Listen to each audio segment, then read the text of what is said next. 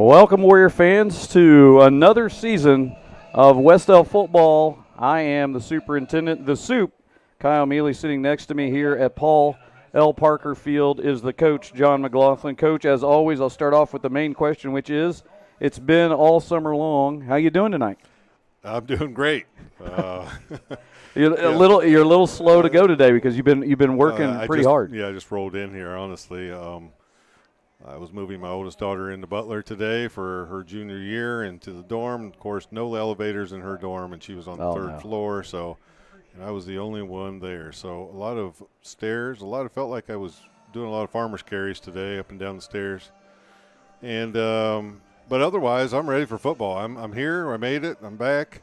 There were some times I wasn't sure if I was going to get here, but I'm here, and I'm ready for some football, and it's going to be a beautiful night. I was a little nervous myself, but I'm glad to have you next to me for another season. This is, I think, our third season together, starting our third season here streaming. It's exciting. We've got a nice setup behind us. We've got our production, our whole crew from the Westdale TV crew and WDTV running the Westdale Sports Network. We've got Mr. Romine behind us as our producer, running everything for us, makes our job a little bit easier tonight. But the main thing you're tuned in for, and we're so glad that you're having us. By the way, we want to give you a reminder that any time you get a little tired of what we're talking about or you just don't like us, you always have that mute button, and you also can turn the volume down. Either one works just as fine. Tonight, we have a matchup here at Paul L. Parker Field. We've got the Clinton Prairie Gophers coming to town. Last year, we didn't get to have this matchup because of COVID, so this is the first time we really get to see us match up, I think, since we played them in sectional, probably at least maybe 3 years ago. Isn't that right, Coach? Yeah, I believe that's right. You know, it's we're glad to have them, and we're glad that they're able to make the trip here, and we're excited about seeing, it's one of those things with early in the season. We know how successful they were last year, and we'll talk about that in a second, but they were able to put together a pretty nice season for themselves last year. And they graduated a few people, and it's a new season with a new coach, which we'll get to also for us. So week one, it's kind of one of those things where you just let it play out and see how things go. And let's talk about it. As Coach mentioned, Clinton Prairie comes to town, and they are the Gophers at Clinton Prairie. Red and black are their uniforms. They're out of the Hoosier Heartland Conference. Head coach is Raymond Jones. This is actually the start of his fifth season. He's 17-26 in his first four seasons. In 21-22, they were 6-5, actually one of their better records in the last few years. They lost in the sectional championship to Carroll. And, Coach, we have a common opponent. Who is that common opponent that we play? Well, last year they played Tri-Central, and that'll be our opponent next week. But they played Tri-Central last year. Clinton Prairie was able to get that win last year, 32-8. So, not only will we have that in common, but we'll be able to kind of control the tapes when we get them this week and see what they did well and what worked for them and what will work for us. And, common opponents are always nice when you're doing a scouting report. Absolutely. Clinton Prairie losing a lot from last year. In fact, key offensive losses include the quarterback Blacker, who had passed for over 1,300 yards. He rushed for 523, had 9 passing touchdowns and 11 rushing touchdowns. That's a big loss for them. At running back, if I may not say this right, but it looks like it's Duarte.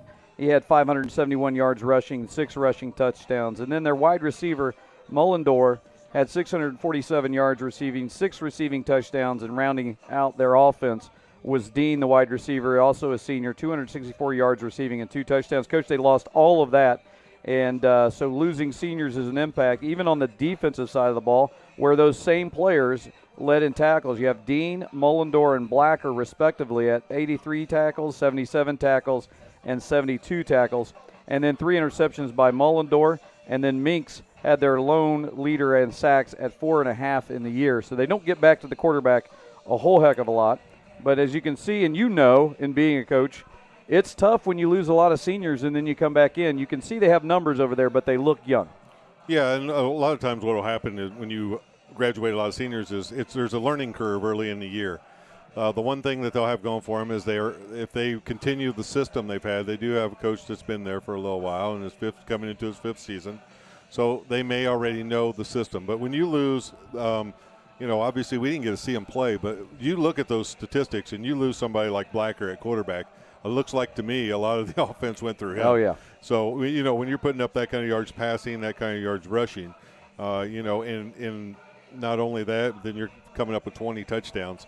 That's a lot to have graduate. So as a coach, he's going to have his eyes on his young guys to see what he likes, what he doesn't, and as a young team, there'll be a learning curve for them too, even though they were successful last year. Every year brings its own, interesting scenarios, sometimes problems we can say, sometimes things that we see that go the way that we didn't think they would, and sometimes they're positives. But early in the year, you're going to be watching for those things, and as a coach, he'll probably, have his eye on a few young guys.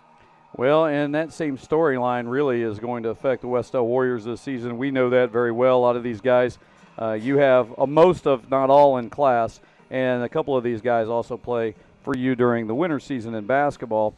And you know this head coach really well. He just left your sidelines. But Matt Knuckles taking over for the Westdale Warriors in his first season. Now, Matt was with the program under Brad Hess, and I believe he was the offensive coordinator during that time, and spent several years with our football program, but at the same time spent a lot of time with you as a basketball coach. Now, it goes even deeper than that.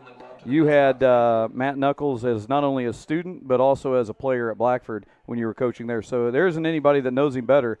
So you talked to him a little bit. You know kind of how he's feeling. But as a new coach, what would you say you remember that moment? What's this about? First home game, a brand new season, and you're a head coach. Well, things are going 100 miles an hour for you right now as a head coach.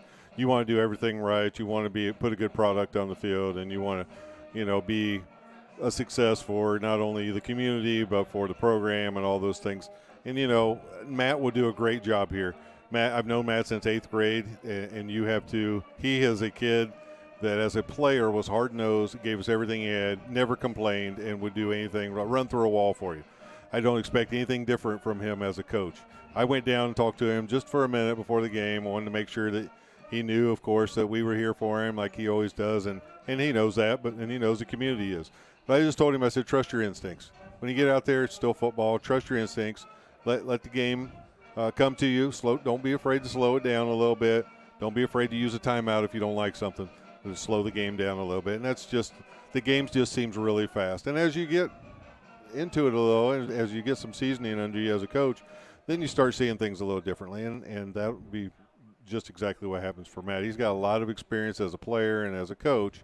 It's just his first time in that, to be the head coach. So he'll do great things. I have nothing but we have nothing but positive vibes coming from up here. I know that. You and I have spent awful lot of time with Coach Knuckles, and we're proud of him. And I know good things are going to come from this football program. You'll see this year. You'll see our kids carry themselves the way they're supposed to, and in the future it'll just continue to get better. And Coach Knuckles inherits an 0-8 team from Ryan Cole, who left after his first season with Westdale to take the Centerville job. As he's getting ready to play, I think here on Friday night too. I don't know if he's going to watch, but if he does, we'd like to just shout out to him real quick and say good luck to him at Centerville and starting his season. But Matt inherits this 0-8 team, different offense that he's going to run. Last year they lost in the first round of the sectional to a very difficult Monroe Central team, 52-7. The common opponent, Tri-Central.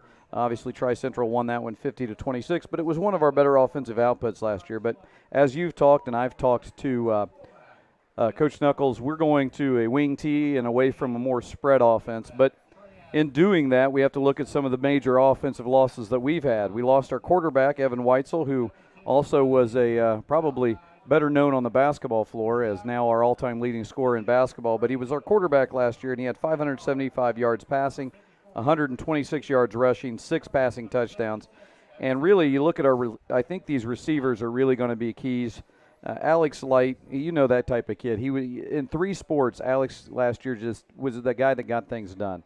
And so Alex had 234 yards receiving, 2 receiving touchdowns. And then you had A.J. Nauman, probably one of the toughest kids. We had him in basketball, and probably one of the toughest kids out there. His little brother Brock's now on the team, but he was a wide receiver with 191 yards receiving. And then on the defensive side of the ball, you lose Nauman with 44 tackles and Lehman with 41 tackles. Now, we'll talk about key returners for Westdale, and I know you'll talk in depth a little bit about these guys. 2 of them are yours. But Trey Adams at wide receiver, he had 287 yards receiving, 3 touchdowns. He was a bright spot last year. He really showed us some things. Triton Blevins actually switched to quarterback, and they moved Evan Weitzel back out to receiver about, 3/4 of the way through the season. And he threw for 423 yards and 3 touchdowns after he moved into that. You've got the I call him the one-man wrecking crew, Devin Groh, at the fullback position, 189 yards rushing. We're going to see a lot of him, I have a feeling. And then coming back at linebacker, but also moving on to the offensive side of the ball at guard is Grayson Mealy. He actually was third on the team in tackles last year with 34, and he was only a freshman, so that's going to be big. But of those guys, really, what do you see for us, and what do you know about the wing tee? Well, one of the things I think you're going to see is that Trey Adams is going to get the ball in his hands more than just receiver. I think we're going to use him in some of the off-tackle stuff that we're going to run and some of the misdirection plays, and I think he'll have the ball in his hands as a running back too. I think we also will see Triton Blevins have the team from the very start of the year and feel like it's his team. And as a quarterback, that's important. Yeah. You don't feel like you're inheriting anything and your hands are full, but you're going to see the quarterback position from Triton Blevins, and it'll be his job. At this time, we're going to take a pause. Okay, We'll get right back into this. It's National Anthem time, folks.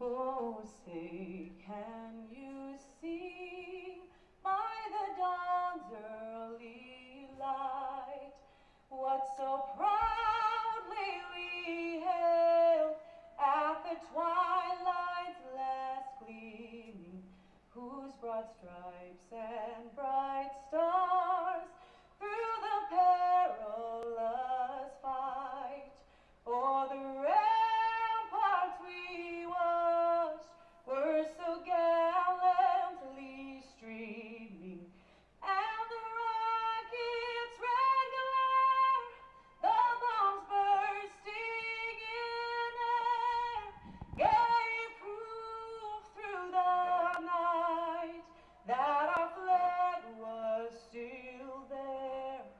Oh, say does that star-spangled banner yet wave o'er the land of the free and the home of the brave? Well, nobody does it better. I tell you what, that's our choir director, Emily Love, with the National Anthem tonight. Let me tell you this. I've been to several sporting events already this year with volleyball, and she's undefeated in national anthems. Absolutely. I'll give her that.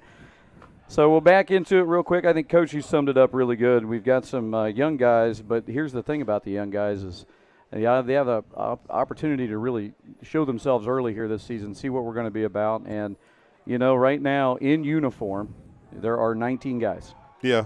And we've got a couple guys hurt. We've got a couple guys sick.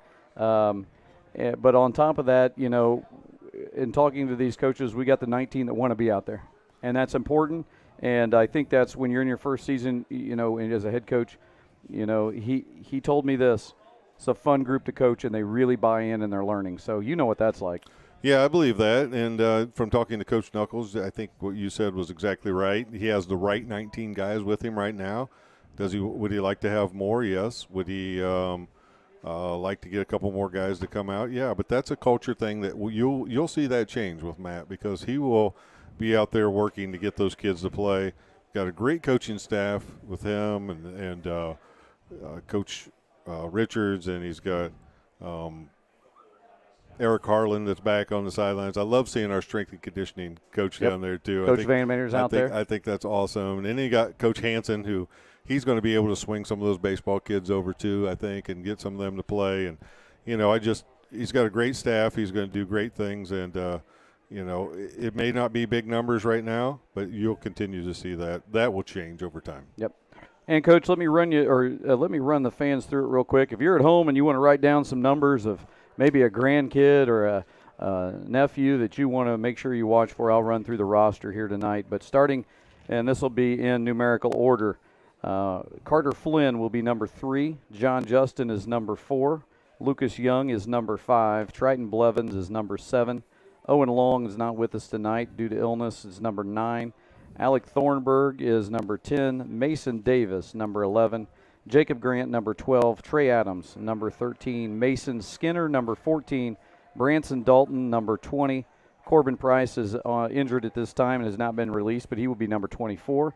Malachi Dubois is number 32. Devin Groh is 34. Blake Durr is 50. Dallas Godby's 53. Grayson Mealy is 54. Brock Nauman is 58. Bray Hill is 62. Nick Bales is 70. Luke Powers is 76. And Bryant Dalton is 81. Our seniors are John Justin, Lucas Young, Branson Dalton, and Bray Hill. Those are our lone seniors this year on the team. So we are young. You're looking at 1, 2, 3, 4, 5, 6, 7, 8 freshmen on this team and 4 sophomores. So it's a pretty young group, and we're getting ready for kickoff here, Coach. We're about 15 seconds. Well, they've actually stopped the clock, and we're getting ready to go here. Who's kicking off for us? We're going to kick off. That's number 3, Carter Flynn, and he's a freshman, like you said, and I think he's got a bright future, not only in kicking, but he is a good athlete. So we'll see. Again, new for us to kind of see how this all plays out and how Coach Knuckles will play his kickoffs and how all this will play. But here we go for the start of the 2022 season. I can't tell you how well Coach I'll call him Coach Romine. Coach Romine and the production's got us set up here. Here's kickoff from Carter Flynn. That one didn't quite go where we wanted it to, I don't think. I think he was trying to pooch kick that. I think he was too. Maybe I talked him right out of how good of a foot he has because I've seen him kick. Well, that's a freshman with some nerves on his first kick, folks. Yes, it is. So it looks like they're going to take over on their, what is that? It's our 48-yard line? Yeah, 48-yard line. It's the Westdale 48-yard line.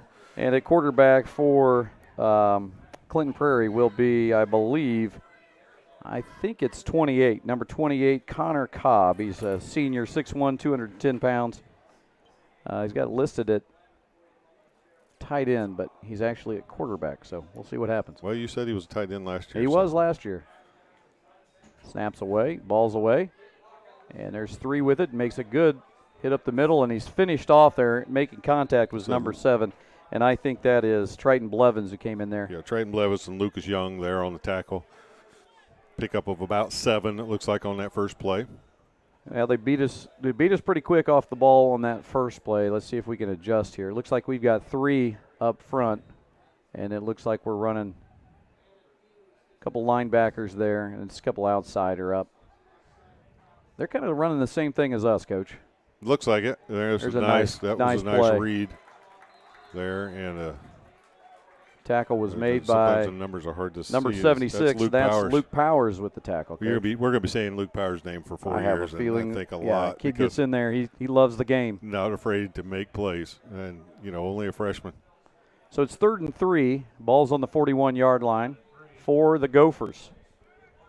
You ever played a Gophers team before? Never have played the Gophers. I know the Golden Gophers of Minnesota. Yep. I also know the Gophers scene from Caddyshack. Yes, I thought I knew that was coming. Oh, that one's tipped and almost taken away. Almost picked off there by Triton. His body was going one way and his hand was going the other, and he couldn't slow it down, or I think he'd have picked that off. But that brings up 4th down. We'll see what they decide to do, if they're going to go for it. Looks to me like they are.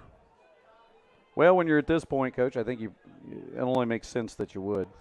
Yeah, they're only 4 yards away, long three, and it's already on our side of the field. So ball's away. Get a stop here, boys. Get a stop right there. He's short. They've got to mark short. Boy, if that's the way he marks it right there, if he leaves that football right there, it's going to be short. He looks like he ran at an angle. Yeah, we're gonna stop it and bring it out and measure.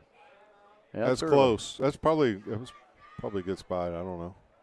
I think he ran at an angle. What? He might have. I'm telling you, he ran at an angle. Yeah, a little sidewinder going there. Yeah, he was a half a yard back.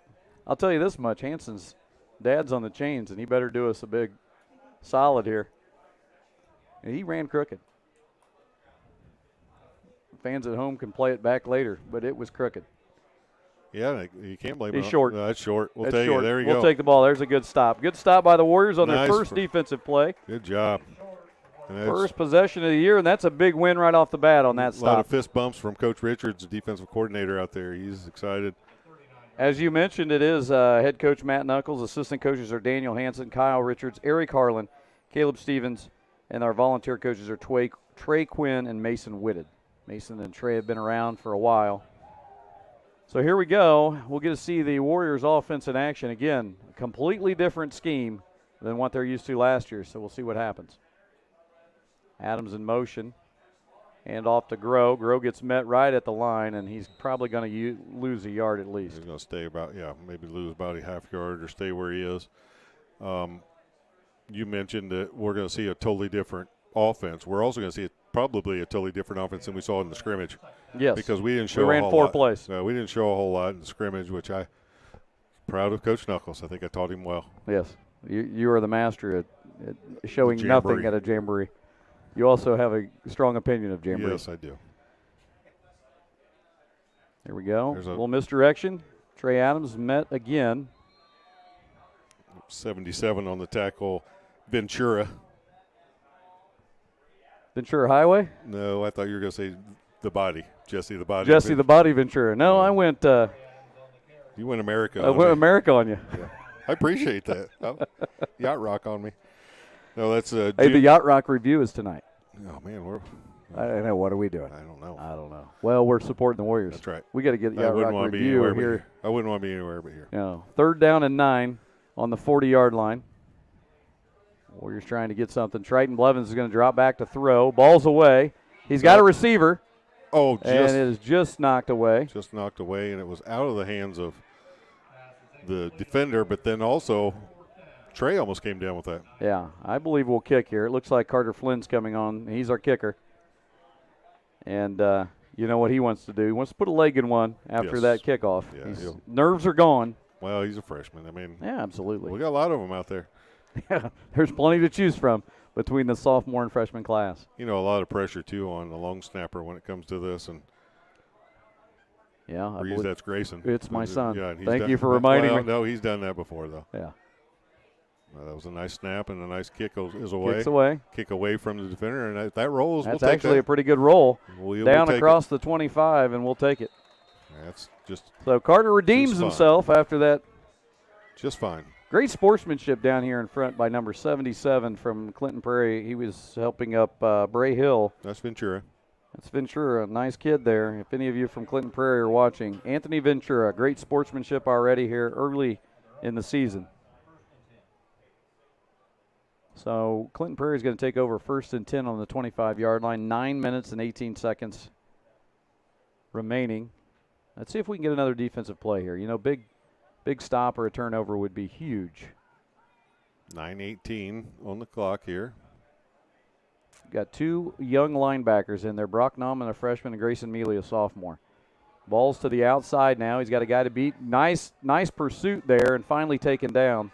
And that ball was – I thought he was down. And he was hitting about 3 times. Yeah. I think the final tackle was Grayson Mealy there, but it looked like it was hit by Triton Blevins at one point. And the way it looks right now, a lot of stuff going to go through number 3. Yeah. That is Whitlock for them. He's a junior, 185-pound running back. We'll give a shout out to the new voice of the Warriors tonight, Brian Lake. I was told that this afternoon. Brian Lake. Couldn't be more excited. Couldn't quite There's get number him. 3 again. That's got to be a hold. There's a flag. Got a flag. That's coming back. That one, Brock Nauman was in on that, and he immediately came up and said he was held, and they had it. Yeah, he was laying on top of him because he pulled him down with his jersey.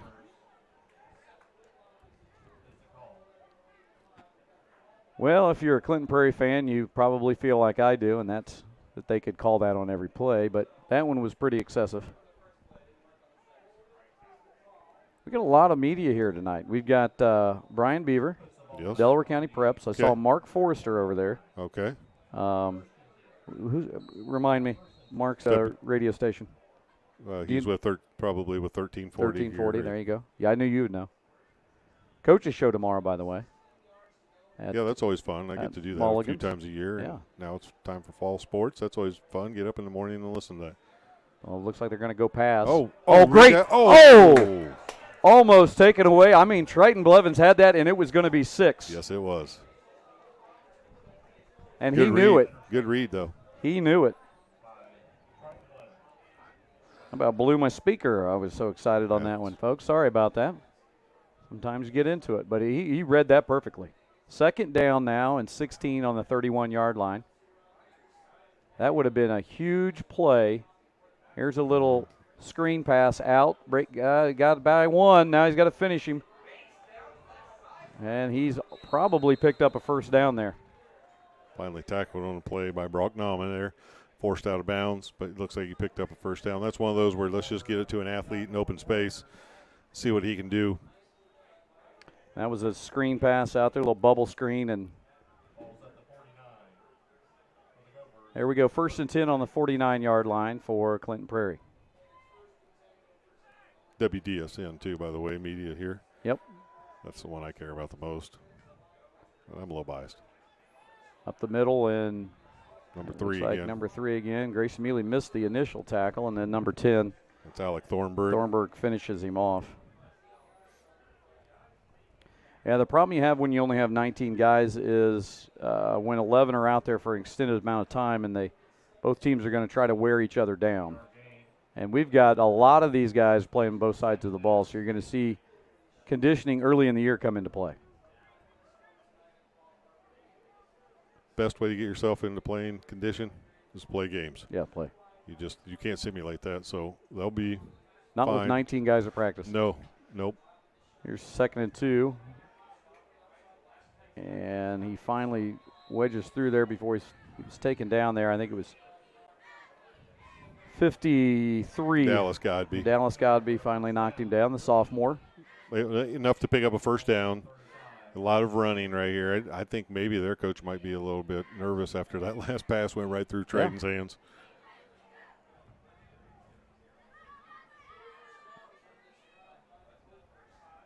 And again, snaps away. Now it looks like they are going to pass out to the outside. Missed tackle again. Several early tackles that we're not getting, and that'll just come with experience and age that you've got to. Yeah, Trey would have been better served to make an angle there and give him only the sideline so they could force him out of bounds and not allow him to get past him right there. Cobb right now is, I think that's his second completed, and that little screen is working for them. So again, it's Cobb, Whitlock, and it's going to Whitlock. It's right up the middle. Kept it. Rolls over the top. Are they going to signal a touchdown, or they got him down? They got him down just short. Looks I'll like be honest with you, I think he rolled on top of our guy and might have got in. But I thought the same thing.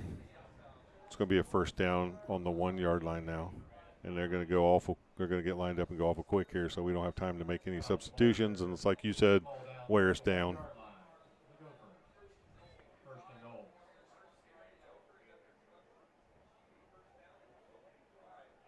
Here they are at the 1-yard line. Back there is Wilson, Whitlock, and Cobb. Cobb, we don't have a signal we're yet, still do we? waiting to see. I thought his knee was down, then he stretched out. So we'll see. I think they're going to place him short. I think that's a good call. Yeah, I thought his knee was down, then he reached his arm across the goal line there. I will say there's some grit in these Warriors. These young guys are fighting. They're not giving up down there. Now you're going to either see 28 right up the middle like we saw before. I think it's going to be a quarterback sneak. I think it's going straight up the middle, right behind center. It is. And I think we might. No signal yet. There it is. There's the touchdown signal. So after a plethora of running plays, Clinton Prairie actually got a lot out of 2 screen plays on bubble screen passes, not something that they typically run or something that we would be looking for out of the scouting report. But it works for them, and they're up 6-0 right now with the extra point coming. And number 3, or that was quarterback, wasn't it, that took that in? Yes. And the whole time there, they were under the split back formation, and with Whitlock and Wilson back there. But it went to Whitlock or it went to Cobb. I didn't see Wilson carry much on that one. Looks like they're going to go for 2. What are we doing? There was a whistle somewhere. Because everyone just stopped. On both sides. Yes. let's see. Looks like their Coach is over there talking to him. Over there talking to him. So I think he's just as confused as everyone else. I think it's a simple solution if As I'm we the white hat, and that is. it. Oh, we're going to get a flag now. What are we getting a flag for? False start. Delay game. Delay of game call against the Gophers. And the voice of the Warriors, Brian Lake, let everybody know. Delay a game. So that may change what they're trying to do here now. Instead of going, from a lot shorter distance there, you're going to go back to the 7-yard line, and you're going to have to probably change your play call here. Well, it depends on if they have a kicker. It doesn't look like they're going to kick. I'm going to guess they don't have a kicker. We're going to find out in a minute because they're going to have to kick off. They're down to 7 again. Cobb now looking to throw. He's got plenty of time, and now he's going to Now he's up run, the and there's middle, no one and there. No one's there. They did a nice job in coverage. We just Yeah. didn't close the hole. Yeah. So the score is 8-0 now, and 5:54 left in the first quarter. But I will say this: there was a good fight there through that entire possession. First, if you didn't catch us early on, first defensive possession for the Warriors was a stop, and they actually were able to get the ball on their end and try to work things back through, and just didn't work out for us. But we saw some good things, and then even on that possession, they moved the ball fairly well on just a couple bubble screens. But really, we were right there. So now we'll see what we do on the offensive side of the ball.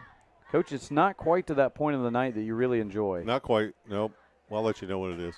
It's beach theme. It's beach theme, so these guys want the sun to stay out. And I was looking down there just a second ago, and I don't really want the camera down there on a few of my basketball guys because No, it's not. the It's things they're wearing. It's right not now. suns out, guns out. Well, one of them is Might be one of them's wearing some sort of a top that I think may have borrowed from one of the volleyball players I or something. can see that now. Yeah. Yeah, we might want to Listen, have as it. long as he's cheering, I'll let it go. Yeah, we'll have a talk with him later. So 8-0 early, but hey, nothing's out of the possibility just yet, which is good. Looks like back to return for us.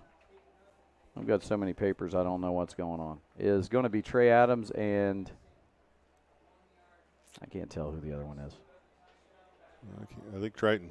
Looks like Triton Blevins is back Triton there also. Blevins and Trey Adams. I think that's Trey. I mean, I would assume. Let's see if they've got hey, guess who kicks? Cobb. They've got about 3 guys doing everything. Yeah. And it's not a bad kick. Let's see if we get, well, that one kind of got loose on him. That's actually Jacob Brandt. Yep, Jacob Grant, one of our basketball guys. And that's his first chance to get his hands on the ball. So he'll, shake, like we said, this is new territory for a lot of guys out here, shaking off some of the rust and a little bit of nerves. Well, when we look at Triton Blevins, and we said he played 7 games, but not all those were at quarterback. When about the 3 games he did play, he was 39 of 87 for 423 yards, an average of 10 per pass. So he can do that, but the big thing is it's got to be on the ground out of this wing tee that we're running. Let's see if we can get some momentum offensively here. There's Devin Groh with it. Looks like he maybe got a yard. Back to the line of scrimmage, maybe a little. If you're there and you want to get in the chat, it looks like we have 32 watching right now. That's good numbers. If you'd like to say hello in the chat, just say hi. It looks like we have one. Good luck to Westdale from, I believe that's the Besser family.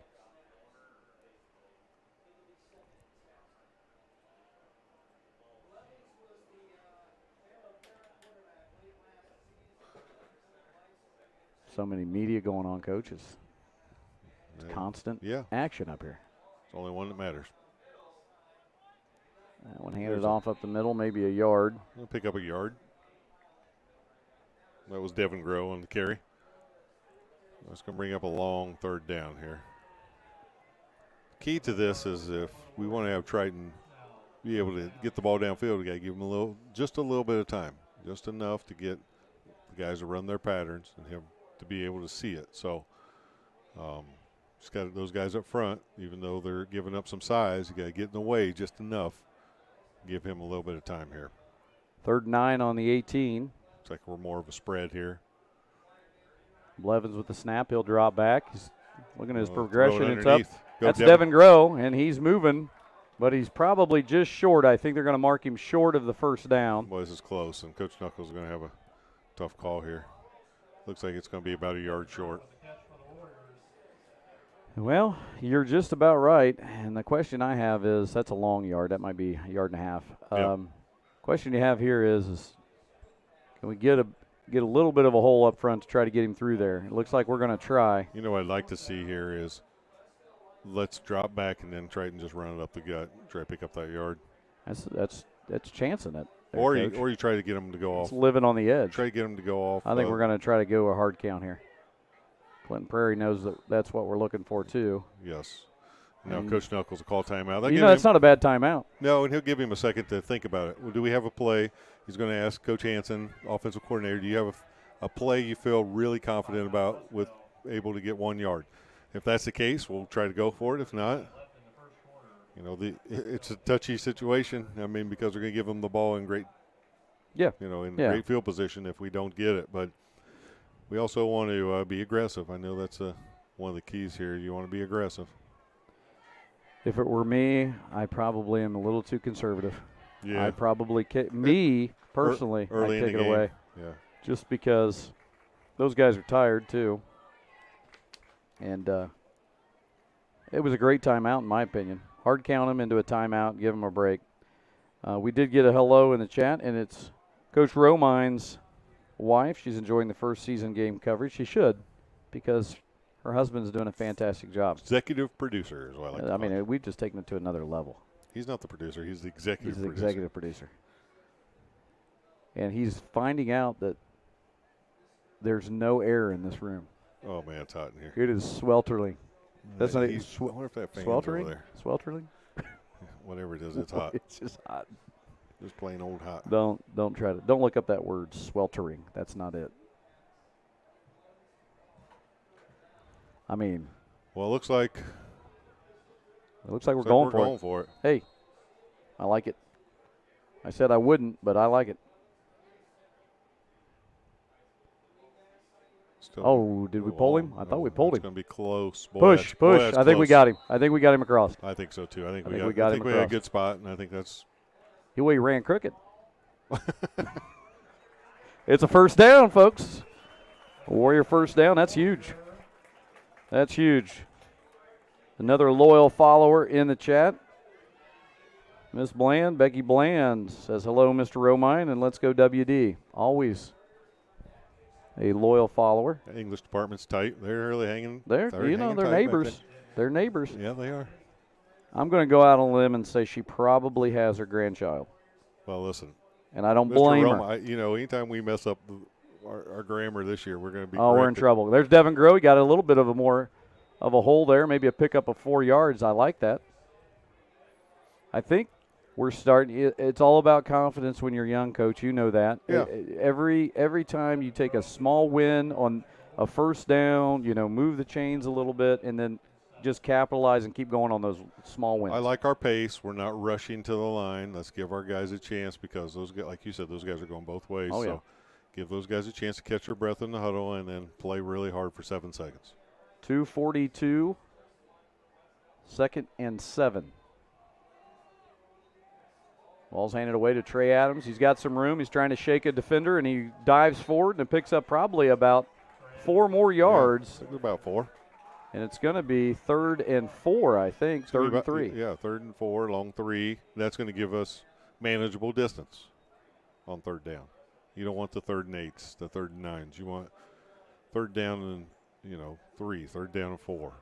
Something that gives you options. Yeah. You can still run the ball, don't have to pass it.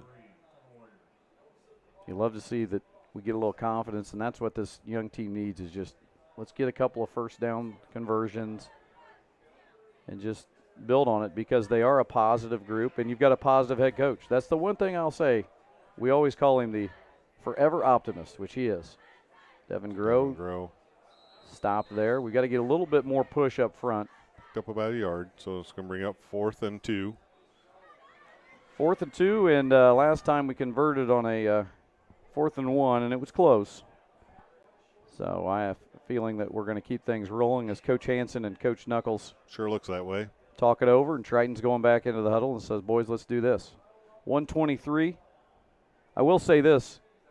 The clock's going to move this year. Yes, it's going to be, the games Clock's will be going to quicker. move. Pizza King will be in your reach. The games will be quicker.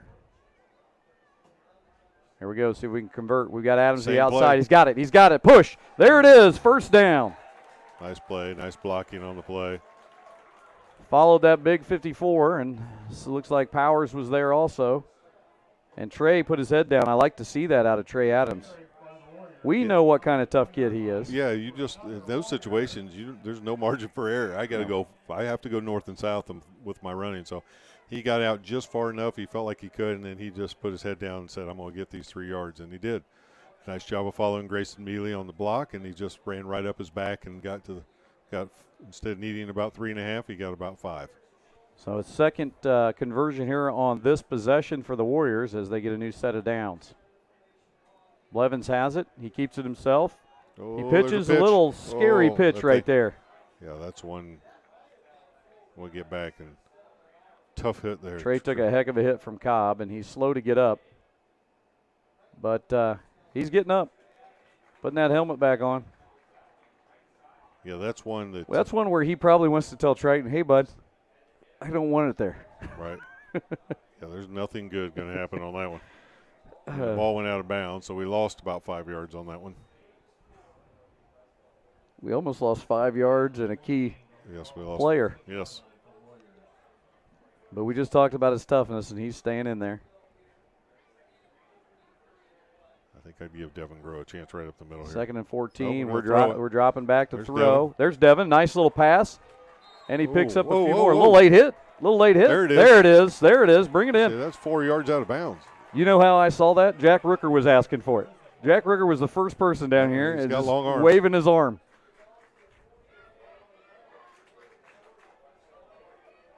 And Alec Thornburg's trying to pick it up for the official. Hey, man, you lost this. Yeah, just leave it there. They probably don't like that. Oh, no, Coach Richards. Coach Richards going to get it for him. There you go, buddy. There you go. Let's see if that's enough for a first down yet. Yes. Yep, it's going to be another first down. We're moving the ball. And you've got to take every one of these as, like I talked about, little wins. You talk about that during basketball season. Yeah, I mean, it's a game of back and forth. A lot of times it's a game of momentum. It's a game that sometimes doesn't feel like it's going your way. You can switch in an instant. So you get a play like that, and you felt like, man, we're way behind here on this third down, and now all of a sudden it's first 10. We're in their territory on their 44. So here we go. 1st and 10 on the 44. Blevins fakes the pitch. He's back inside, and they were all over that one. I like that play, though. I do too. I was thinking exactly the same thing. I like that. That's going to come together as the season progresses. Yes, I think that's a timing play. We also want to talk about the what do we got? A timeout? End of the It's quarter. going to be the end of the quarter. Well, as we get to the end of the quarter, it's going to be 8-0 Clinton Prairie, but the Warriors with possession converted 2 first downs here, and it was really a good showing in the first quarter by the Westdale Warriors, and the fans are letting them know it with a good round of applause here. And so we got a couple people that we want to say hello to. Linda Jackson in the chat and Andy Collum. So glad to see you guys. And hey, if you've got somebody out there not doing anything, tell them to tune in.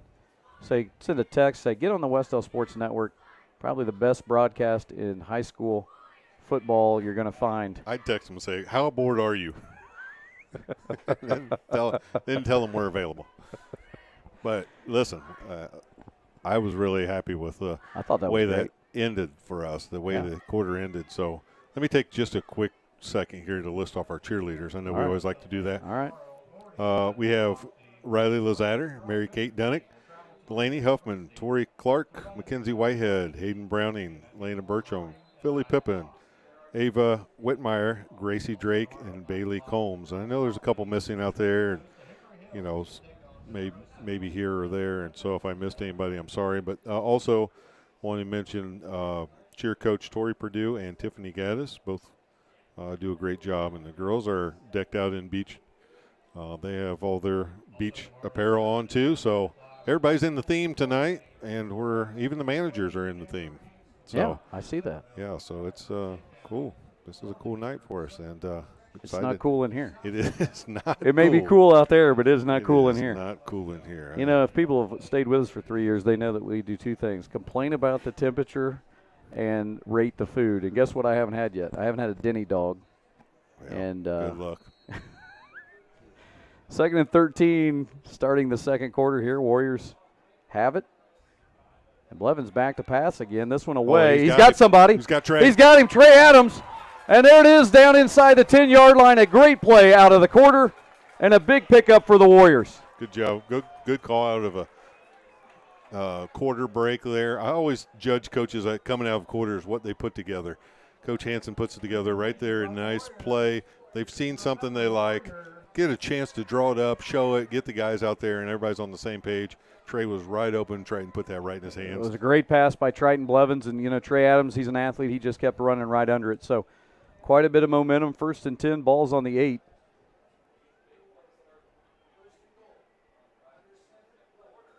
There's a snap and hand off to Grow. Grow gets met there. Devon's, running into a little bit of issue tonight with those guys getting through there quicker. As the year goes on, we're going to see good things from Devon because he likes to run north and south, and I like that about him. And so we'll get some of that cleaned up a little bit with our blocking, but we'll get it there. We're inside the 10 here, so it's 1st and goal. It's 2nd and goal now, but we're all the way down to the 10-yard line. I guess I didn't realize we're that close. And Coach Hansen, with that play, they have to respect. The Gophers have to respect the pass now. Yes. And so that could open some things up here. There's That Trey same Adams. play. He's got some room. Going. That's going to be a touchdown. First touchdown of there's a this flag. year, and there's a flag on the play. There's a flag. What a great play. Great call. They may call a block in the back, and I hate that if that's the case because it's away from the action, so whoever that is. They're talking to our guys, though. Yeah, it's holding. I think it was on a guy that, we've talked about this before, a guy that it didn't matter on the backside. On the other side of the field. So those are the ones that you got to clean up. I could be wrong. I could be wrong, but no, I love that play. And I was just thinking, either get something in a fake to Trey because they got to respect him now, or try to get the ball in his hands. And we always love when the officials make sure they get them all right, even when they're completely away from the play and takes away from all the momentum and they insert themselves in the game. That's always important for them to do. Here it is to Adams again. He's got it to the outside, and now he's taken down. I noticed you didn't reply to me on that last comment. Well, I know it's you're just going to let me go? Well, it's been 3 years. I knew it was coming. They always get it right. They're always right. They're so good. Yes. We have a shortage because everybody gets on them. That's what they say. I think we have a shortage because we just don't have intelligent people. Send those emails to the page. You could the superintendent's office. You could tell them my phone number. WDSN 358-4006. Tell them Kyle Mealy sent you. There's a nice fake. There's a Trey. nice fake. Here it is. Here it is. Get some room. Triton, get it. Throw it. Oh, could have been holding in the backside of that one. Yeah, I know. There could have been. I thought Lucas Young was open in the back, and I thought he got grabbed there as the ball was in the air, but did not see that one, apparently. So it's going to be 4th down. We'll see what Coach Nuck wants to do, and my guess is we're going to go for it. Well, yeah. I mean, well, you don't want to put if your kicker is a freshman, which we know he is, we don't want to put him in that tough of a situation this early in the year, I don't think. Devin Grow looks like he just climbed out of a pond. He's so sweaty. He's soaked. Wet. Yes, he's soaking wet. His whole uniform is a darker color than everyone else. Here we go. 4th down. What do we got? A timeout? Coach Knuckles is going to call another. I like it. First half timeouts I always think they're important. Keep one till the end of the quarter. So if you have got something going and you need to stop the clock, otherwise use them for situations like this. Yeah. I always think that's a good job. Good job by Coach Knuckles. Let's let that clock run down. Now let's get the right play. Let's get something we like, something we're comfortable. Whether it works or not, let's get the play we're most comfortable with that we feel like is going to work for us here. So I like that. Coach, guess who's watching? I don't know. Mary I'm Hill? going to tell you right now who's watching. Drew Blacker. Okay. Drew Blacker was the quarterback last year for the Clinton Prairie Gophers. He's put in Go Gophers. We appreciate him watching, and we appreciate him cheering for his team. I'll say, Drew, you had a heck of a year last year. Heck of a year. We didn't get to see you play, and we hated that game got canceled. But, man, it looked like you put up a good year. You sure did. Over 1,300 yards passing, 500 yards rushing, 9 passing TDs, and 11 rushing touchdowns. Drew Blacker is in the chat room. We appreciate him watching. And right now your team has an 8-0 lead. So I'll stop guessing, too, by the way. I was wrong. Whoa. Guessing on what? You said guess who's in the chat, and I guessed, and I was wrong. You were way wrong. Well, I didn't think you'd get Drew Blacker. No, I should have. But I appreciate him being there. Drew, So here we go. Tell somebody else to watch, Drew. Yes. Get them in here. Get those ratings up. 4th down. See if the Warriors can make something happen here with 10:07 to go in the second. Adams in motion. And another whistle. Got a false start, I believe. Absolutely. Why not? Yes. Get them all, fellas. It's going to take back, and hopefully they didn't start that play enough to see what we were going to try to do here. Coach Hansen, I'm sure he's just being positive, saying that just gives us more room to work. Well, I mean, 9 of these guys were playing 8th grade football last year. That's true. So we have to keep that in mind. Yeah. 4th and 14. And I think the officials have met their quota on this possession. Blevins under center. He's going to have to pass on this one. Oh, they got Trey again. If he can get it there. If he can get it Trey's there. Got it. Touchdown, Trey Adams. I saw that in the back, and I just thought, man, if he has time to get it there. Trey was open. Nice play. Hang on. Do they have another flag? No flags. I don't think so. You never know. Nope, there is not. Clean. There's no laundry. Triton Blevins to Trey Adams, and we're on the board 8-6 now. And let's see if we bring out, it looks like we're bringing out the freshman kicker. Give it a shot, yeah. Boy, this is something we haven't seen in a while. No, we have not. It's been some years. Probably been, yeah. Probably since one of the greatest actors of our generation was kicking field goals. Here we go. It's in. It's in. Did it go? No, just to the left. missed it. Had enough height. Well, there you go, folks. It's 8-6, and a nice pass play from Triton Blevins to the back of the end zone in the corner to Trey Adams. So the junior to junior connection. So we're going to take just a short 30-second break to get a drink here, and we'll be back on. We're going to keep the video up, but the audio down.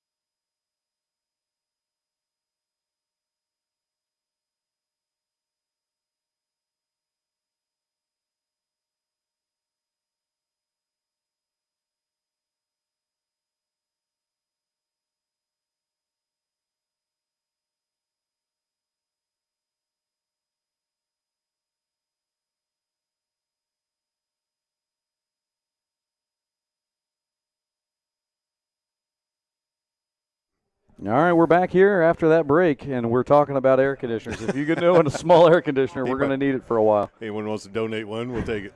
We will take it. So 10:01 left to go. It's 8-6, the Gophers lead, but the Warriors score, and now Carter Flynn to kick off, and he gets a good boot into that one. A little better attempt.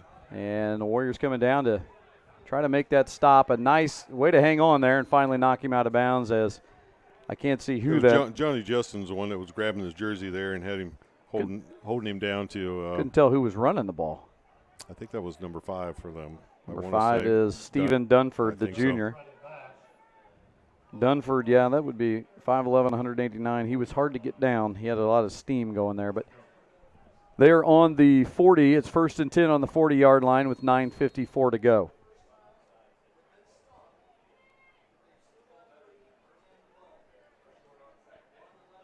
Interesting to see how this is going to play out. I think both coaches, I like the way both coaches are coaching this game and the way it's played out. I think they both look like they have a good handle already in week one of their team. So. Yep, and there's the handoff, and the Warriors trying to hang on. That's Grayson Mealy finally finishing off that tackle.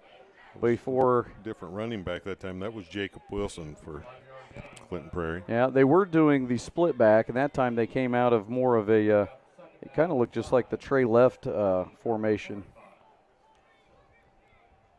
Or excuse me, the trips. I was looking at the other scouting side of the report. I want to thank Coach Knuckles for giving us some information, some insight. I think he listened to us last year, and we just jumped. Well, it's either on us or hopefully on them. It's going to be on us. Yes. And that might be close to a first down. And they're saying. Yep, they're saying first down. Well, that was liberal. Well, they wanted to speed the game up apparently, but because they didn't want to measure that. I mean, come on. He's got great eyesight. Okay. That call was sponsored by Family Vision Care. There's this 34 again. Nice safe tackle. That's Alec Thornburg. And I'm going to tell you guys, you're going to see that a lot this year. We saw that in the Jamboree talking about Thornburg. He's not afraid at the safety position to come in there. You don't want him to have to make a lot of those, but he's not afraid to fly in there and make that play. It's a catch-22. You don't want your safeties making a lot of tackles. Well, boy, you want somebody back there that's not afraid to either. And he's the guy. He is not afraid to. Alec Thornburg, and he is a bright pickup for our football program as a sophomore.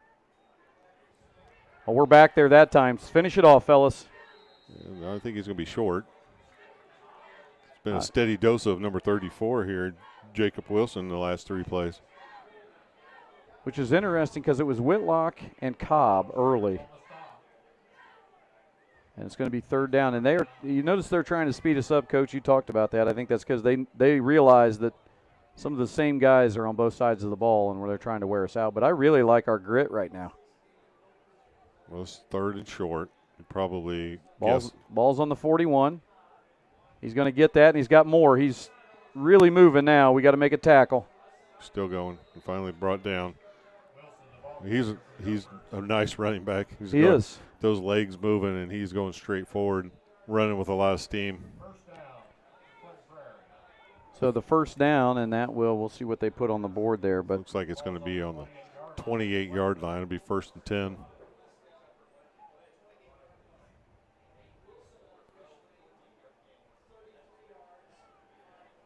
So 5 carries, 33 yards is what we hear in the booth already for Wilson. So 1st and 10, the ball's on the 28-yard line. We got to get back in the backfield, make that tackle. Great tackle there. That's number 53. I think that is. That's Dallas Godby. Dallas Godby on the tackle. Great pursuit, great tackle. You know, with the numbers we have and being so short in numbers, we've got to bend a little bit. The goal is to not break as many times as we can. Really going into halftime now, 7.5 minutes. Coach being down only 2. This is about 2nd and 7 here. Ball on the 25 for the Gophers. Ball's away. They're going to the bubble screen again. And he's got a head of steam on him, but finally brought down. I think that's Trey Adams. Yes, Trey Adams brings him down. They've done that a lot with their passing game. Just try to get the ball. They have good athletes. Just try to get the ball out to good athletes in space. Puts a lot of pressure on you as a defender to keep them in front of you and to make a tackle. And right now we have no one on number 21. We need to get somebody out here. They're running over there now is Triton. There we go. Ball's on the 11-yard line. It's 1st and 10, just under 7 minutes to go here in the second quarter. Like we're trying to show a blitz here. I think they got us. We may have crossed. We did. Crossed the line. Those are young. That's mistakes you're going to make when you're young. I've been coaching for 29 years, and several times I've had the official tell me I've crossed the line. So. Oh, yeah. I've been there. I'm usually standing behind you. Yes. And in most instances, I agree with them. Yeah, that's probably true. Second now, I'm sorry, that First means and 5. First and 5 now. And That's kept up the middle. And that's I think a he's going to touchdown. go in for a touchdown. That's number 28, I believe. that's Cobb. the Cobb. I think that's his second touchdown on the day. So that will make the score 14-6. But, hey, we moved the ball well last time. Let's see if we can get ourselves back to that when we get the ball. They're going to go for 2 again, and last time they just kind of ran it right up the gut on us. So let's make sure we have that spot covered. We got trips left here. Ball's He's away. going to keep it again. Same thing. Right up the middle. And it was right there. So now it's going to be 16-6. 10-point lead for the Gophers. And 6:39 to go in the half. Prairie 16, Westdale 6.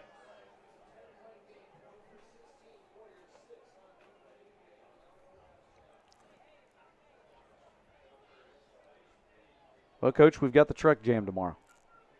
Yes, we do. Warrior Truck Jam and Car Show, sponsored by the Warrior Band, not in attendance tonight, and Ready the for the truck jam. Student Resource Officer, Scott Stafford. I did see him. He is here. He's here. He is in that brown and tan uniform. Can't miss him. Looks like he'd be hot, honestly. He's sweaty right now. That's not what I thought you were going to say. You're going to say he looks like Buford T. Justice.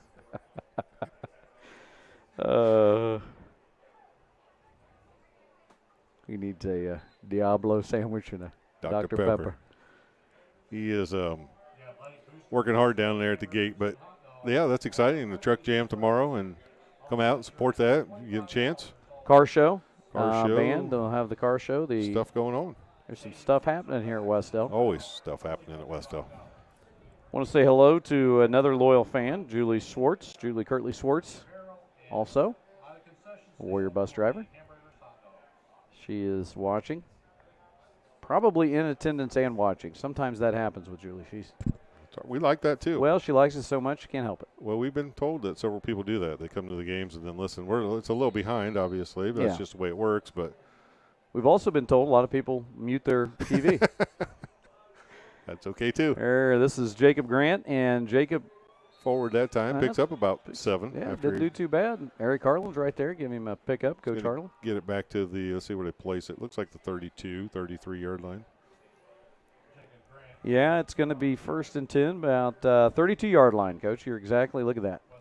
They're wrong. It's a 33, but that's okay. Okay, we'll go 33. They just fixed it. Okay. It's almost like that scoreboard is Listening voice activated. It's listening to me.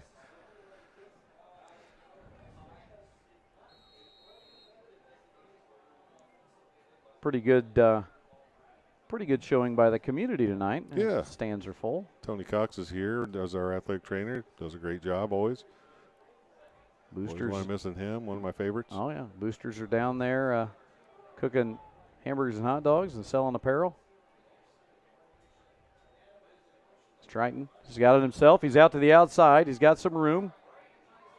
Picks up about 2 yards on that. I think he might have ran about 15 yards side to side, 2 yards forward. But if he just get one more block, he would have turned the corner. Yeah, it's one of those you're looking for that seam to start going upfield, and sometimes you just have to make your own. He was able to get positive yardage out of that. What you don't want to do is get stretched out so far that you don't get anything out of it or you get forced out of bounds. He was able to get a couple yards. See what we get here. I bet those players are ready for the sun to go down. Oh, absolutely. Whoever's in the shadow of the press box is happy. There's Devin Groh, the one-man wrecking ball. He picks up a couple of yards there. Good, nice forward run. Just going to bring up 3rd and looks like about 7. 3rd and 6, we'll call it. 3rd and 6. What's that going to put us on? We'll say the 38. I say the 38. You look over there in that opposite stands, and they are covering their eyes. Look at them. They are completely. I see some people fanning themselves, but I can't say much. I'm doing the same thing up here in the booth. We'll Levin's got some room. We're back to pass. He's got some time, but it's right to I think that's Cobb, too. There's a flag. penalty flag. Finally taken down there by Triton. Triton makes the tackle, so he pursues, but there's a flag. I think that's going to come after the interception. Yeah. Blindside block. It's going to go backwards. I think blindside to Brock Nauman. Yeah, he's the one that took the hit, and he's fine. He gave the thumbs up to the side, but he thumbs up and pointed that way like, hey, I know that's not legal. Yeah. I may be a freshman, but I know that's not legal. I know they couldn't do that last year in 8th grade. Still can't do it here. So that'll go back 15 yards from the end of the play. Or actually they're going to take it from the penalty, from where the penalty happened. I want to also talk tonight. I don't know if you know this, but Coach Knuckles' son, Archer, was actually in the hospital the last couple of nights. I did not know that. And found out he had some severe bronchitis and was struggling. So Coach, in his first game, has been also worrying about his son. But guess what? The First Lady of Warrior Football, Ashley Knuckles, is taking care of things. So she's watching. We want to wish Archer a quick recovery. Yes, absolutely. And that we appreciate the First Lady of Warrior Football watching. And your husband's doing a great job tonight. We all know what that's like when you got a little one. Never like it when they're hurt or sick. Yeah. Here we go, 5 minutes to go. Starting on the 41 here. 1st and 10 on the 41. A handoff again. And trying to make sure and holding on there. That's Wilson, and they've obviously like what they see out of that change that they've made. Yeah, I'm wondering that myself. Wonder if there was. Well, they're not even going to Whitlock, and Whitlock hasn't really been in the backfield at all. I don't know if there's an injury or maybe there was a reason. If there is, boy, what a next guy up opportunity for Wilson, and he is proving himself. So he's either tired or got a little bit of a limp on after that play, but he's still out there. 2nd and 3 on the 48. Looks like we're going to see a pass play. The ball's away. We're getting back there. I was going to say, if anybody could get there, it'd be Alec Thornburg. He was the closest one to it. And if he got to that thing, I've seen that kid in the gym during weight class. He can move. They'll be up with a long 3rd and 4, almost 5 here from the same 48-yard line. 48-yard line. So let's see if we can get a stop here and then make them have an uncomfortable decision. 4:13 to go here. Looks like they're either going to take a long time here or they may end up calling a timeout. We just they got it off. No, we need a timely there turnover. It is. Nice stop. Nice play right there. See who's inside on that tackle. Someone forced him inside that didn't make the tackle. Yeah, I saw that. It was on the outside. Yeah, someone held containment out there. Forced him inside. On the far side over there. I want to say it was Malachi Dubois. I think that's who it was. Held his ground on the end spot there and forced the play back inside where you have help. Which is a very smart play. Well, you need help on that big kid. So 4th down play here. Here's another big 4th down. They're going to take a timeout with 3:44 to go. So it's 4th and 2 on the 49-yard line, and we've got a timeout here on the field. So we're going to take a quick timeout to get just a little bit of water in our system since it is hot as the dickens in here.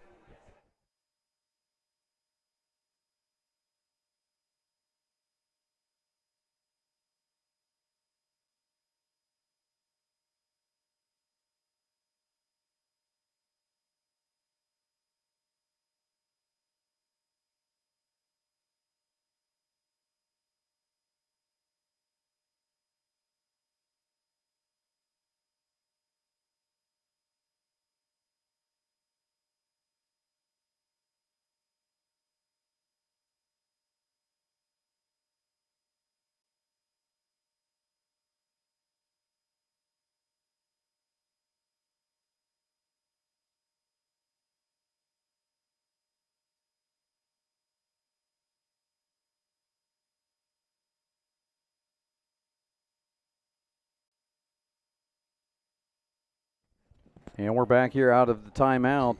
Timeout by the Clinton Prairie Gophers, and it's going to be 4th down and 2 on the 49-yard line, 3:44 to go. This will be a big stop by the Warriors.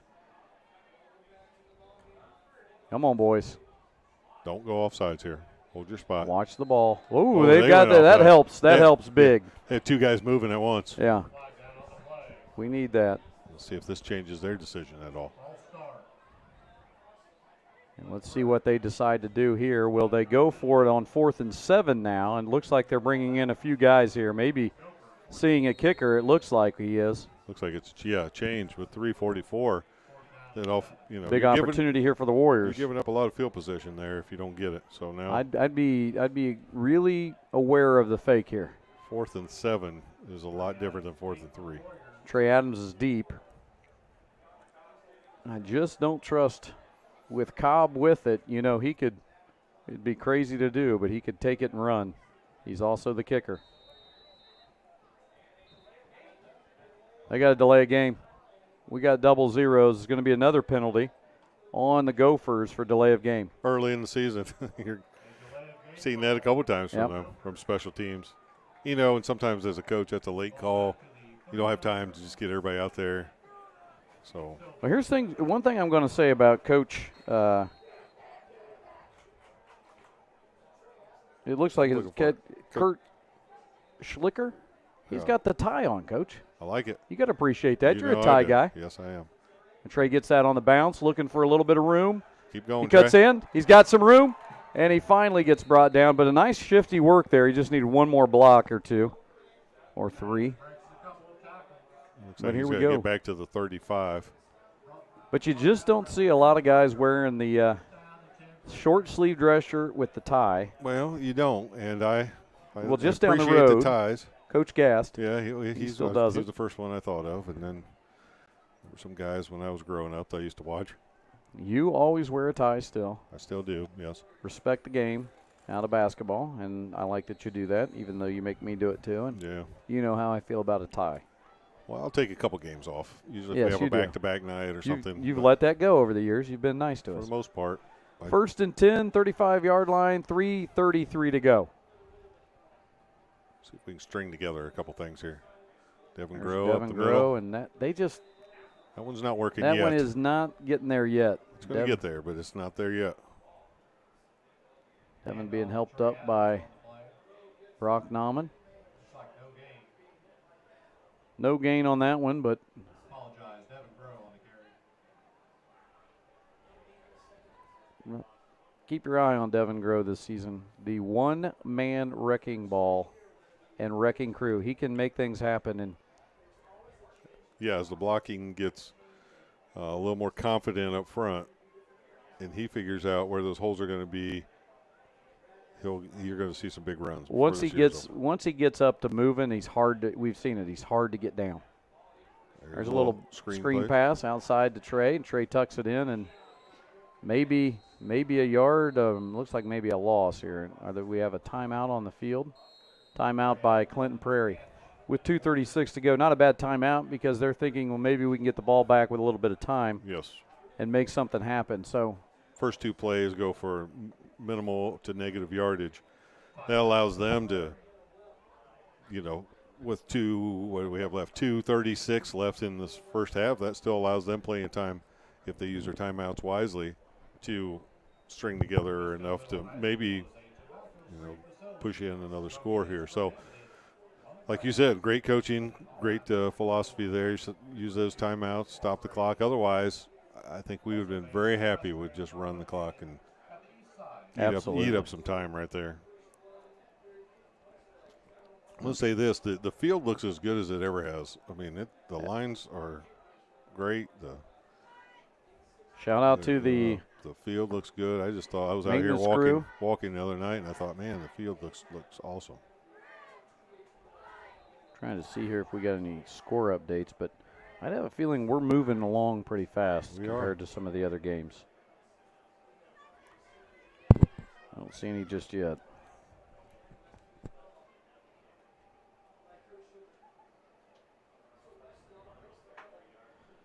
So it's going to be 3rd down and 12. Ball's on the 33-yard line. See what Coach Hansen and Coach Knuckles draw up here offensively. Blevins is going to drop back to pass. He's looking. He's got some pressure. He gets it off, and it's Trey Adams with a lot of speed and a lot of room. Trey just caught from behind her. He was headed. Now, here's the question. Trey was asking, well, he didn't feel like he was down. He thought he rolled over the top. Yeah. And the official blew the whistle, so he just pointed to the ground. No, you were down. But, yeah, I know. Well, if anybody knows, that official would. Yes.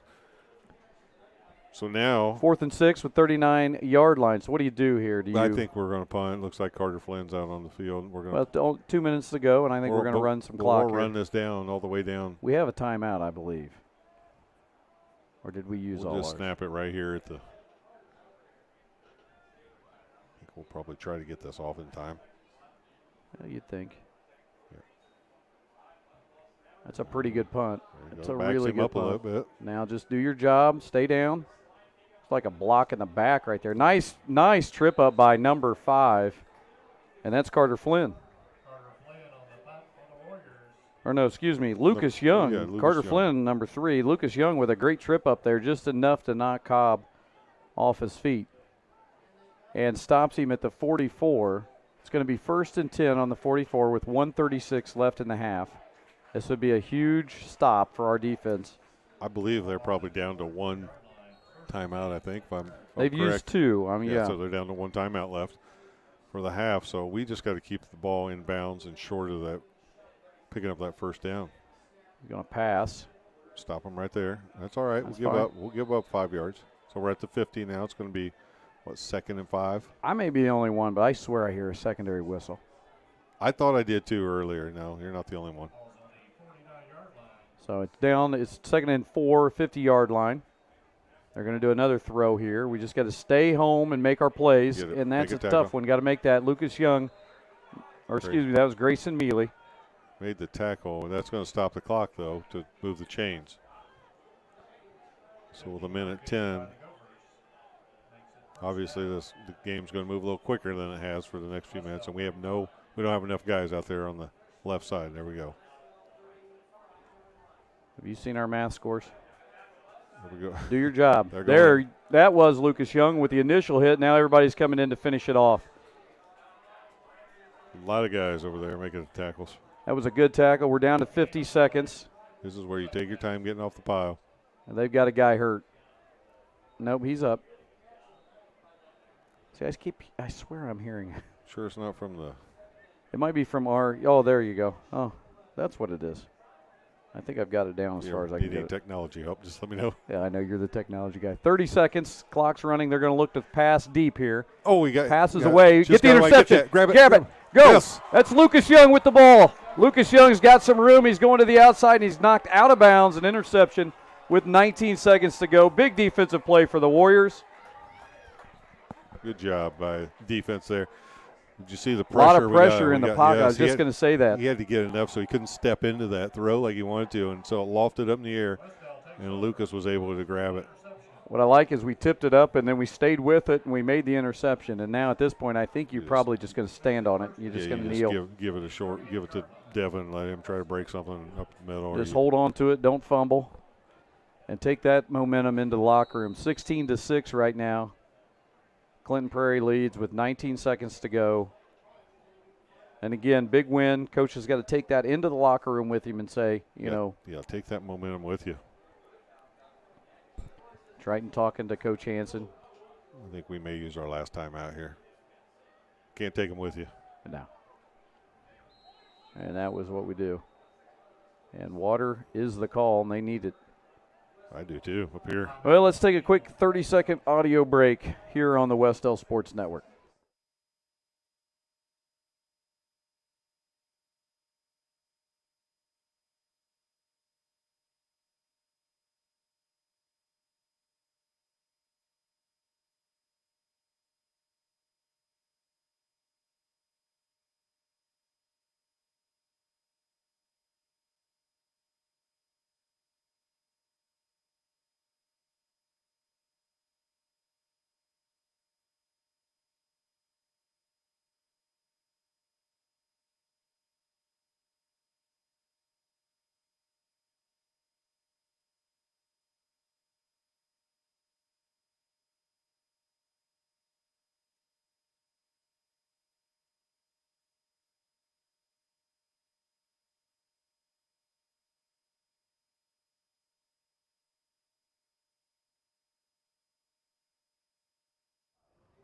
Well, we're out of the timeout here. 19 seconds to go. 1st and 10 on the 38-yard line.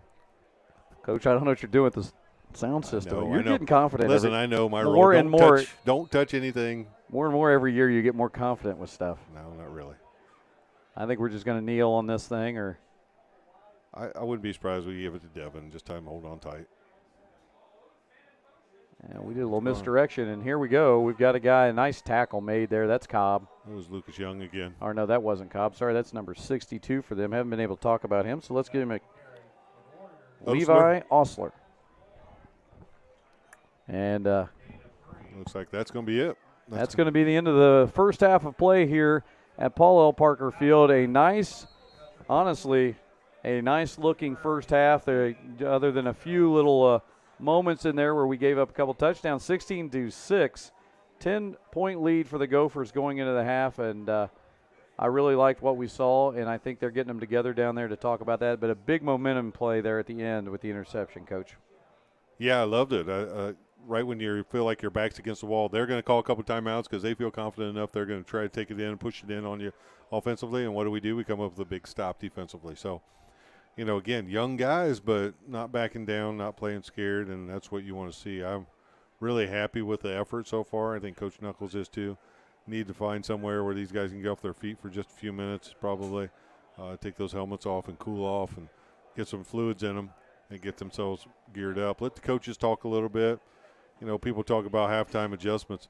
One of the biggest things, we're not in there as coaches talking to the players the whole time. A lot of times it's coaches talking to coaches right, and figuring it out, and then we go give them a handful of things that we think would help them be successful.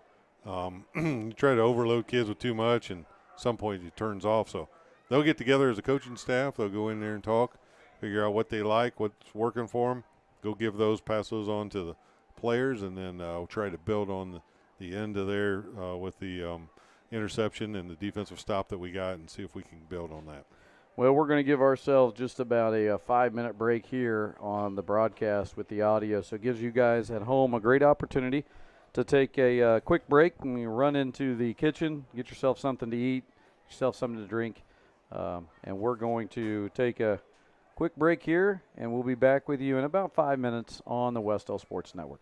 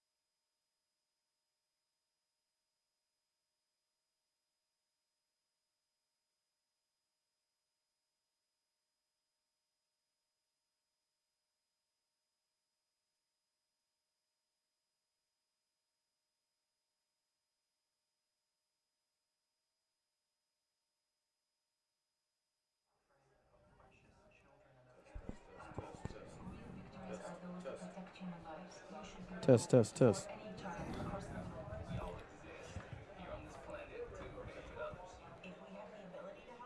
Hey, we're welcome back from halftime. This is Coach McLaughlin. We're here with a special guest. You know, I like to sneak up some special guests every You always once in a have while. somebody. So we're here with former Wes-Del football player and current Taylor University football player, Clay Adams. Clay, how are you doing? I'm doing good. How are you guys? We're doing great, and I saw you in the stands walking by, and I thought, you know what, this would be a great opportunity to have you come up and just talk a little bit about. So, tell us what's going on. How are things going for you as at Taylor University, and just maybe a little bit of forecast of what's going on over there in the season, the upcoming season. Yeah, so we actually just finished training camp today. This morning we were in Greenville, Illinois last night. Just got back. We had a scrimmage there against their college. Got back at about 3 a.m. this morning, had team meetings and stuff, and so looks good. We play Lawrence Tech up in Detroit, Michigan this Saturday, and it's looking good. Okay, so position you're going to be playing? Yeah, I'll be starting at left tackle. Starting at left tackle this year. Yep. And you're currently, this will be what, your junior? Yeah, I'll be a Junior Yep. year. Time flies, man. It seems It like does. you're Yeah. just playing here. It's And, crazy. It's kind of well, you amazing. you look like you're in great shape, and I know Yeah, that done a lot looks of- like you're, ready to kick off the season. So give us a Absolutely. little insight. What's going on? Like, what's the main difference you see going from that college level or from the high school level to the college level? I would say the speed is so much faster. All the terminology is way different. ID and linebackers, key and different stuff like that, safeties, and just knowing I think the biggest thing is just getting after it. I think in high school it's easy to kind of pad your feet and just cover guys up, but if you're not going to war every single play in college, you're gonna get run over. So Well, I tell people that all the time. When I got to college and I played basketball at Indiana Wesleyan, when I got there, the first thing you realize is everybody was the best player on their yeah, team. exactly. So everybody's fighting, and they're all fighting for your position. Yeah. So practices are a war, games are a war. Yeah. It's a lot of fun, and it's a great opportunity to keep playing the game you love, I'm sure. 100%, yeah, and I think the biggest thing is just taking your identity out of it, because if that's what you're if you're all about that, that's all you do, that's how you identify yourself with, and you can get really down really fast. And so Right. that's something I had to learn as a freshman going in is, like you said, everybody's the best player. And Right. so you got to kind of put your identity and, who you are and what you do outside of, whatever sport you play. But I think I saw new field, new turf. yeah, just actually we practiced on it for the first. It was laid and finished Tuesday afternoon. We practiced on it Wednesday. Brand new logo on Brand the new middle. logo, yeah. It looks good too. President Lindsay's, he's changing everything, but yeah, it's good. The logo looks good, and the turf's Yeah, pretty fun I to like play it. on, A little modern look. Did you know Yeah. that, Coach? I didn't know they got new turf there. Well, No. you're not on social media. That's true. I am not. No, I was just happy to see Clay walk by, and I thought, well, let's grab him. So you were in Greenville. That's where I always took the basketball team every Yeah, year yeah, for that's camp. what- So you're probably like, hey, this is cool. Yeah, But that's where Coach Mingo, his alma mater, he played there That's in cool. college, and so did our offensive coordinator. So small world. That's neat. So What's your major? I'm orphans and vulnerable children. Okay. I hope to, if I end up staying a fifth year, I want to get my transition to teaching license. The end goal is to be a guidance counselor. Yeah. Yeah. Well, hey, we need them. Yeah. There's a shortage out there, so that'll be good. Yeah, it's great. Anytime we see guys having success, I always tell our players it's really important, and I love that you're back because it's really important to have guys that have had success come back and spread that, and for our guys to see you in the stands and know that you're still playing and you're still doing great things. Yeah. We couldn't be prouder of you. I'm really proud to hear all those Absolutely. neat things and any special memory you have of Westdale football that you want I to would say I think the biggest thing was senior night. Carson, Caden, Grant, and we all stayed the night, and I think we ate the most food humanly possible before that game. Caden's mom made us this huge breakfast. Then we went to Fuji and had lunch. Then we went to Chick-fil-A, and then we had Subway, and then we won. I think we beat Purdue Polytech 40-0, something like that. It was so much fun, just with Carson and Grant and Caden. That's and awesome. guys, but, yeah. Great memories, and Yeah. then on to great things, and you're going to be great at whatever you choose to do. So continued success. We're happy that you're doing great things. Keep coming back and seeing us. Absolutely. We need the success stories. Absolutely. Anytime that we can have somebody like you spreading that back to giving back to these Warrior guys, it's a great thing. Call me when you need a counselor's job. What's up? Call me when you Oh, need yeah. a counselor's job. I will. All I'll right. call you All right. first place I call. All right. That's Clay Adams, Yeah. Taylor Great University. talking to you. Thanks. Take care, Yep. Clay. Thanks. great to see Clay. Told you I always surprise you. Yeah, you always come up with a good one, and you did that here again. And Clay's a great one. Yes. Great role model for our kids, and doing some great things at Taylor. But yeah, they've got a new logo, and you know what? I haven't like seen it. I have not seen it. Yeah, you remember the old logo, don't you? Yeah. Oh yeah. We played. Like you said, that was Well, a big, I know, you big used to- rival. That was a big rival. Big time for a guy like you. Marion College, back when it was Marion. No, it was not. I was. Thank you very much. It was the first year of Indiana Wesleyan. Well, That whatever. does date me. So. Well, I don't even know what year that was. 1988-89 season. Okay, all right. I'm trying to see here. I'll be interested to see what happens here, and it's kind of like Clay was just talking about. Some of those things that we talk so much about, the wins and losses on Friday nights and Saturday nights and whatever night they're competing in sports. But you learn so much about yourself and playing a sport. That's why I want to see more of our kids get involved. I want to see kids at every school get involved in the sports. It's so much of a life, predictor, things that are going to come your way. You're going to have things that are great. You're going to have teammates and people that you can count on and people that you have to work with, and you have to put things together to make a team successful. And not only that, you learn how to handle when things don't go your way. So, just like it when we see guys that have played and then going, even if they're not going on, that just learned a little bit from being part of a sports team. And I'd like to see more and more kids get involved. I agree with that. I'll go a step further. I'd like to see one thing that you've heard me talk about is I'd like to see us become a little bit more cohesive as an overall team, as a school, supporting each other in all of our sports. And not that we don't, it's just, we could do a little more of coming together and saying, if one team's struggling, well, that's all right. We're all a family and we're all taking care of each other. And what I'm really excited to see tonight is the student section is full. When we get the band back out here, and they're ready to go, I think it's there. It's just sometimes what we have to do nowadays is coach these kids up a little bit and teach them that that's how life needs to be. You know what? I think this might be the group to do it. I agree with you. I think these freshmen, sophomores are going to lead right into it, and the older kids, and I think this is going to be the group that's going to bring some of that back and make it fun to go to games and make it exciting to go to games. And we had a great turnout the other night at the home volleyball game, and then I'm sure that'll continue. And like you said, great crowd tonight. Great crowd, ready to see. It's so fun to be out here. And, it is fun to just be part of high school. That's a great part of high school sports and high school in general. Just the whole part of high school is going out there and being part of it. So. And right into the third quarter as Cobb kicks off, and that one goes back, and I think that's Trey Adams. And we need a little bit of a block for Trey and a flag out here. And the ball's loose. We have a flag on the field. I wasn't watching. I saw the flag. I didn't see. I don't know what the ball. I thought almost he was down when the.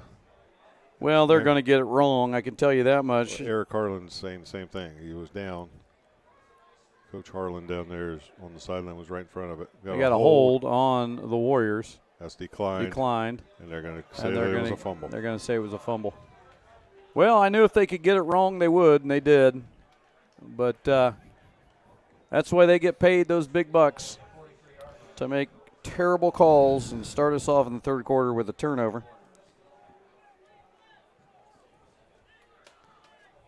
Anyway. Well, the one thing we got to do during halftime was step out in the booth, and it's really nice out. It's a really nice night. And, it's right about that time. Twilight, just a nice time of the night. Just that time of the night you like. Just my favorite. Nice and cool out there. And that white hat there. What a great night to watch football.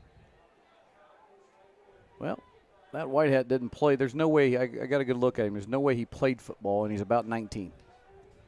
So Levin's got it on the outside. Let's see if we can pursue. There's a great pursuit. Finish it off. Oh, we got to come back up. Get out there. Get out there. Get out there. Get out there. Hold on. There we go.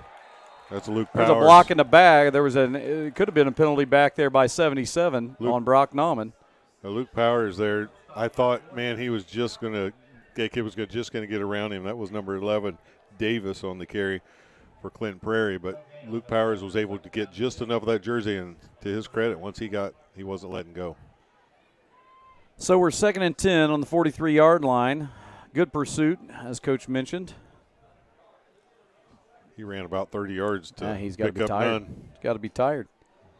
Here they are in the trips. Oh, that one's kind of bobbled a little bit. Cobb's got it, and he's finished off there.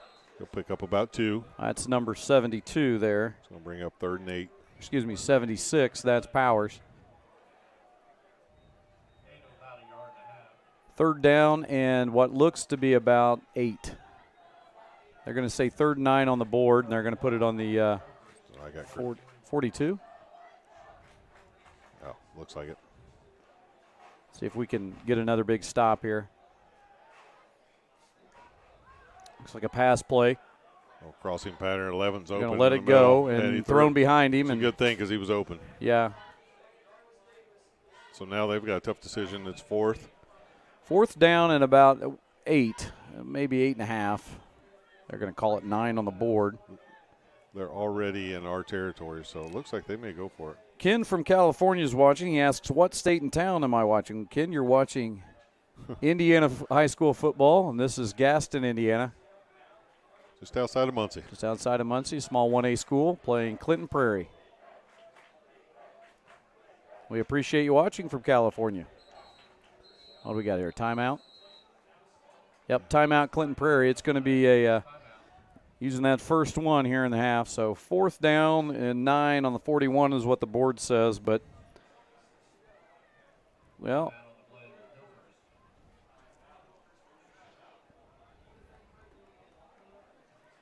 are you coming out to the truck, Cham? I'm going to put you on the spot. You got a big day tomorrow? Daughter just moved into Butler, so you got that out. You got that out of the way. I'm going to try to pop in. What time does it start? Do you know? Off the top of 1. your head? Yeah, I probably won't be here. I'm coming out of town. Sorry. I mean, I can lie to you and tell you I'm going to be here. Well, I appreciate the honesty. Going to you are. Yeah, I'll make Don't talk about it. I mean, at this point, you've said I'm going to 3 times. Yeah, we get it. Don't share. No one wants to know where you're. So I know you're busy. I got to get up in the morning and go to the coaches show. Our football team is going to be at the coaches show. 9 a.m. I have to have Grayson there with some of the other guys. So I'm going to enjoy a Mulligan's breakfast. Now that sounds good. They have this, what I'd say is one of the best in town. Not a sponsor, but should be. No, I'll be traveling to Ohio tomorrow, so I will be out of town. Oh, yes. Overnight.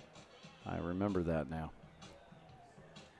So it's 4th and 9 on the 41 coming out of the Clinton Prairie timeout. They have 2 timeouts remaining, and now they're trying to get Kai Denny's trying to get the music cut. Well, he played some ads for us. Oh, it's on the floor. Get back there. Get there. Grayson Mealy's chasing him. Oh, now he threw it. Gee, Merry Christmas. And he's got plenty of room, and he's probably going to go in for a touchdown. Are you kidding me? Daggone it. A blown-up play. It was a fumble. Cobb picks it up. He's pursued, and he found a receiver. And there is nothing you can fault any kid on that. No. The ball's on the ground, and they're pursuing it. Yeah, what are you taught? The ball's on the ground, go get on it. Before we could get there to the, offensively, a lot of times in high school, coaches will tell you just cover it up. Well, he didn't. He picked it up and still made something happen. Here's my question. I'm sure he was. Was he still behind the line of scrimmage when he threw it? Yes, he was. I figured that. I knew if anybody get it right, those officials would. So that broken play, and I'm not going to fault anybody on that one. It's just one of those that happens.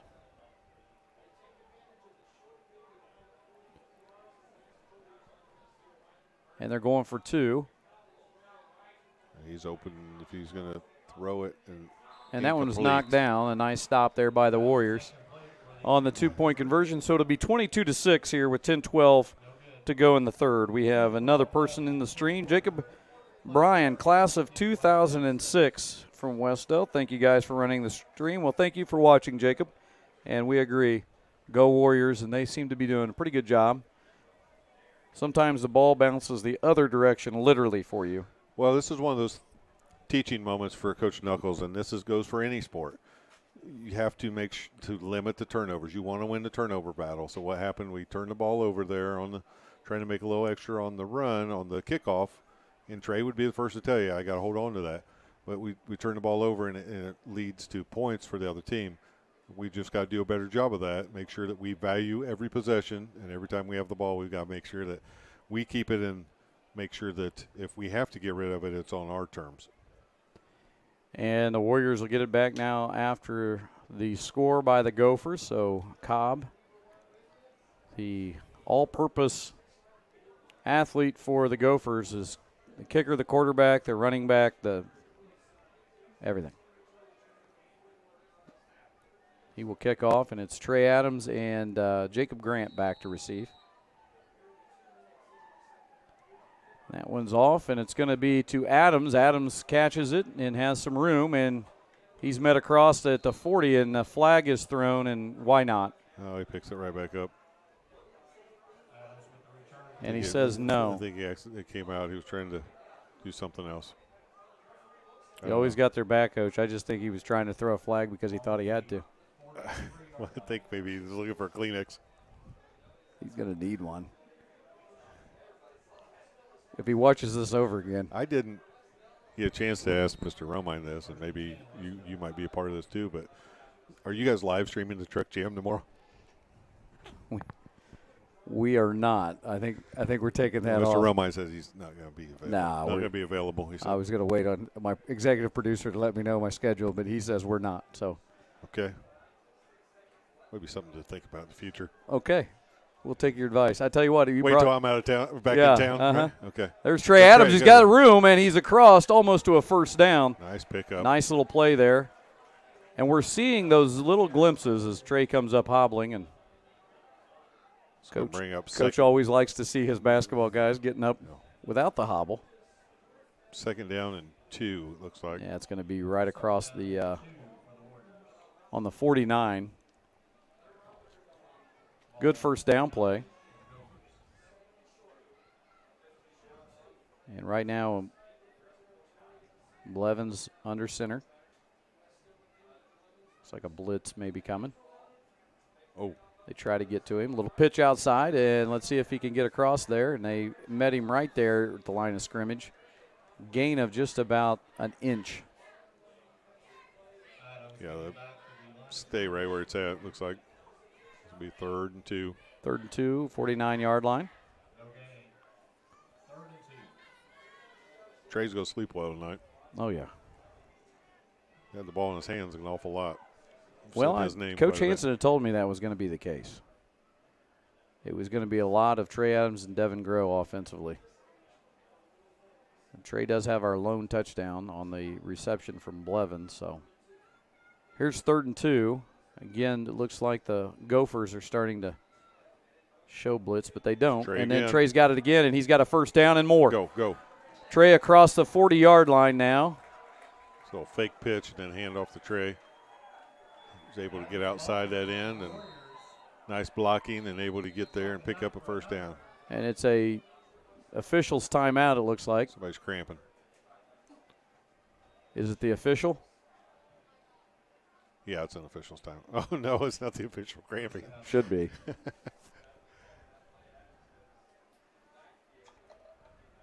think it might be Trey.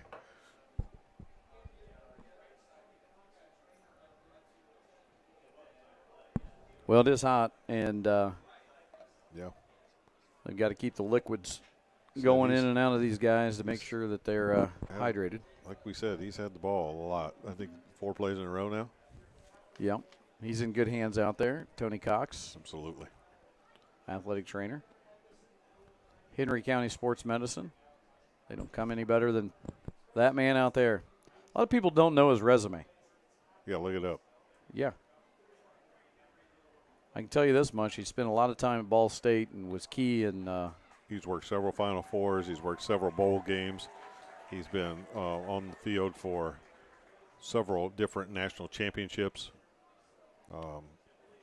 And for the area people around here, he was a key component to that 90 Sweet 16. Sweet 16 Ball State team. He's a guy who's probably got enough stories to write a book. Yeah. And Adams is up, and he's walking over to the sideline, and he deserves that water they're giving him. Coach Knuckles saying, hey, I'm glad you're okay, and when can you go back in? Get back in. I really. Here and take a quick Hey, break. here's that some great- water. Tony will get him stretched Tony, out. when can he come back in? So that means you're going to see, Probably looks like Lucas maybe, Yeah, Young. Lucas Young will probably take a spot. and you've got Devin Groh back there. And so after the first down, it's 1st and 10 on the 39-yard line, 8:33 to go. Might be the first time we've seen Jacob Grant back there, too. We'll see what we get here on first down. Coach Hansen getting ready to make the call and hands it off to, I think that might be Lucas Young. I think so. And Lucas Young picks up a good 5 yards on that play. That play's working. Both ways so far. Well, I can tell you that play's been explained to me, and now Lucas is not looking like he feels too good. Great carry. Maybe if it's his leg or if he had. Tony's still looking at Trey. So I don't think anybody's told Tony that Lucas is down. Coach Knuckles saying, hey, Tony, we got another one. Life of a coach right Yeah. here. And a trainer. We got another one, and here comes Tony.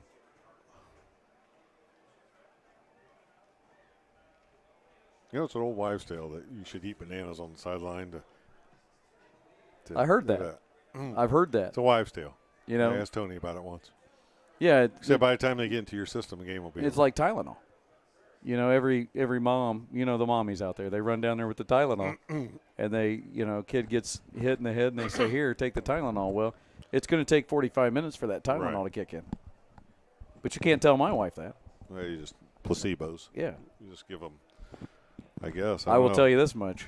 She's going to be the first mom in this chat that says, I don't care what, I'm going to still give them Tylenol. Hey, you can. That would mean she's listening. She's And not I know listening. that's not happening. She's not listening to us. Absolutely not. I can tell you, though, we're reaching all the way to California. Good. Plenty of nice houses available in Gaston and the Gaston Muncie area, area. Ken. You want to move this way, and bet you your house payment will go way down. Absolutely. Lucas is up. He's got a little hobble to him, but he's leaving on his own. The crowd giving him a nice round of applause. Great run by Lucas. Yeah, you He's going to be fine. I can tell. He'll picked be up 5 yards there. And you know what else he did? He gave Trey a little time to catch his breath over there. Sure did. Coach Van Mater went over and talked to Trey. His strength coach basically said, put your helmet on, let's go. He's still sitting there. He's I going know. to get that fluids in him, and he'll be ready here in a second. 2nd and 5, 34-yard line. One thing this helps is it helps your team get a little bit of break strategically. So misdirection. Oh, That one's on the dropped on the turf, ground. but picked back up there, whoever recovered that one. It was recovered by, I can't see who that is. One of our linemen there. I think it's Brock Nauman. I think so. And that was a new running back. That was Jacob Grant coming across there. And timing, again, it's all timing with some of this stuff we're running. So I would be certain we'd probably see a pass play here on 3rd and about 12. yeah, you'd think so. It's on the 41-yard line on 3rd and 12. 7:22 to go in the third quarter. And Clinton Prairie again starting to stack that line of scrimmage. And we hand it off to Devin Groh, and that's another loss. That's not going anywhere. They're going to stop him at the line of scrimmage. It's going to bring up 4th down. Looks like Carter's going to come in and punt. You know, typically you might say, well, you know, do you want to go for it? You're already on this side of the field. But with the two of your offensive weapons sitting on the sidelines, how about let's give them a little bit more time? Yeah. Get a break. Maybe we can get a stop on defense here. I agree. Not a bad call. You know, in the pregame we talked about the former coach for Clinton Prairie, and John Harrell hadn't made the change yet, but that's a pretty good punt.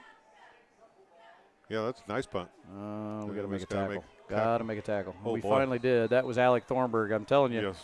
He threw the And body out there and made a nice tackle. Yeah, and getting up slowly on that one was number 34. That's Wilson, I I believe. don't think he saw that tackle coming. He's asking to come out, and he's limping.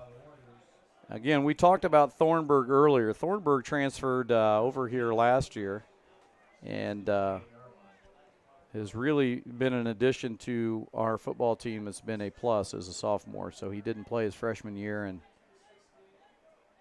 now he's out here. And again, at safety, you don't want him to make a lot of tackles, but you'll take a kid like Thornburg out there because he's not afraid to put his head in there and make that tackle. 1st and 10, 28-yard line, 6:20 to go.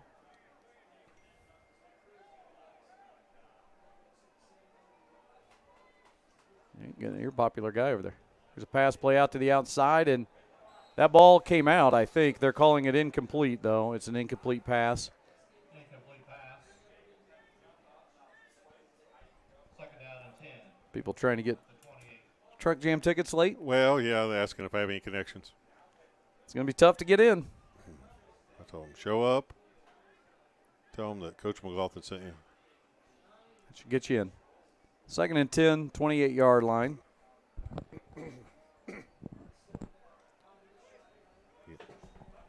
And this is going to be some trouble here. He's at the outside, and he's bouncing, still bouncing, knocks down a couple Warriors before he's finally knocked out of bounds. Forced out of bounds there. I think it was Alex Thornburg. Steven, I think that's how they pronounce that. It's early. Stephen Dunford.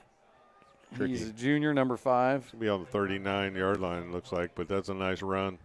Well, that's another runner that's new because, as we said, Wilson was running, then he left with an injury, and now you've got Dunford back there. They've really done a nice job mixing up, keeping their guys fresh. Oh, yeah. One of the things that we just don't have the option to do right now with our numbers, but when you can do that, sure plays in your favor.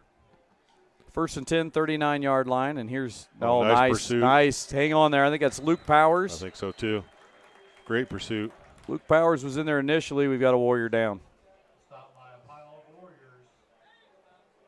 That might be Luke. I don't know if Luke went down or he's getting up. No gain on the play. No, that's might be Dallas Godby. Yeah, he's up. He's ready to go. Yeah, Godby's up. Powers did make the initial tackle, and then Godby got in there to finish. 2nd and 13, ball on the 42. 5:27 on the clock. So now a pass play. It's going to go deep. Got to stay there, make the play. Knock it down. Caught it. Caught it. And he's still and he's going. in for the touchdown.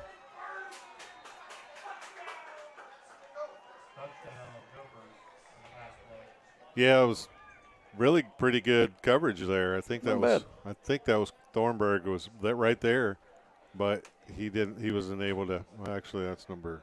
If you're listening, see. I'll tell you what. Whoever's listening to Clinton Prairie radio is getting excited because I've never seen a couple of guys get so excited before. That was Branson Dalton actually in coverage there. These guys need to back it down. Well, we can't shut this door for 2 reasons. 1 is because it'd be so hot in here, and 2, we'd have to knock Mr. Romine out of his chair. The door doesn't shut unless Mr. Romine gets up. All right. It's 20. That's what, 29 now, 28? 28-6. We'll keep it. Well, we figured that play out. There we go. There's we Luke Powers figured again. That out, but they're going to run it right up the gut on those extra points. Luke Powers and Alec Thornburg came inside there to make that play from the safety position.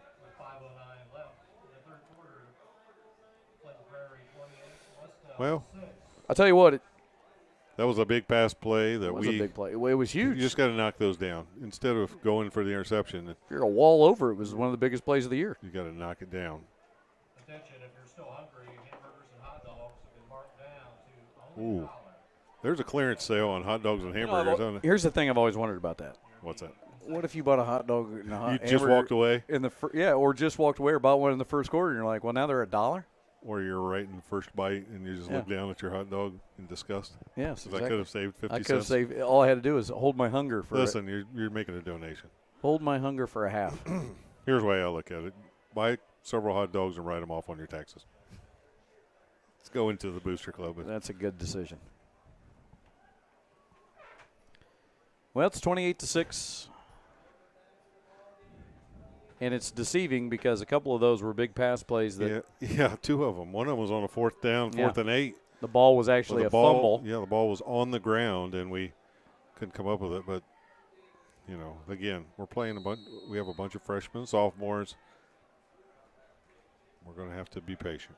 This is going to be Jacob Grant, and Pick it up. he is – hold on to it, Jacob. He's taken down about the 20-yard line. So, as we mentioned earlier, if you're just tuning in and missed the pregame, Westdale has 19 players in uniform tonight. They have some illness and some injury, and I'll be honest with you, we only had about 25 to start. Yeah, and one of those is Corbin Price, who will make a big difference. Great athlete, coming off of the facial fracture in one of his I think orbital bones this summer. So he's going to be back next week. He'll be released and be ready to go full contact, and he'll help give us some more depth, give us another athlete. And but yes, we just don't have a lot of numbers, so guys aren't able to get a big break. Got a consistent number of 12 guys playing both sides of the ball is what Coach talked about, and we've got some movement. Surely, see who they're going to call it on us.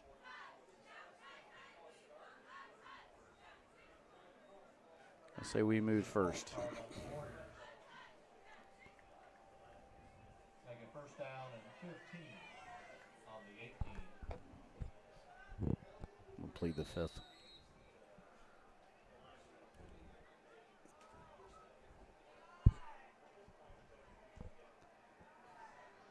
Well, that makes it 1st and 15 on the 18-yard line.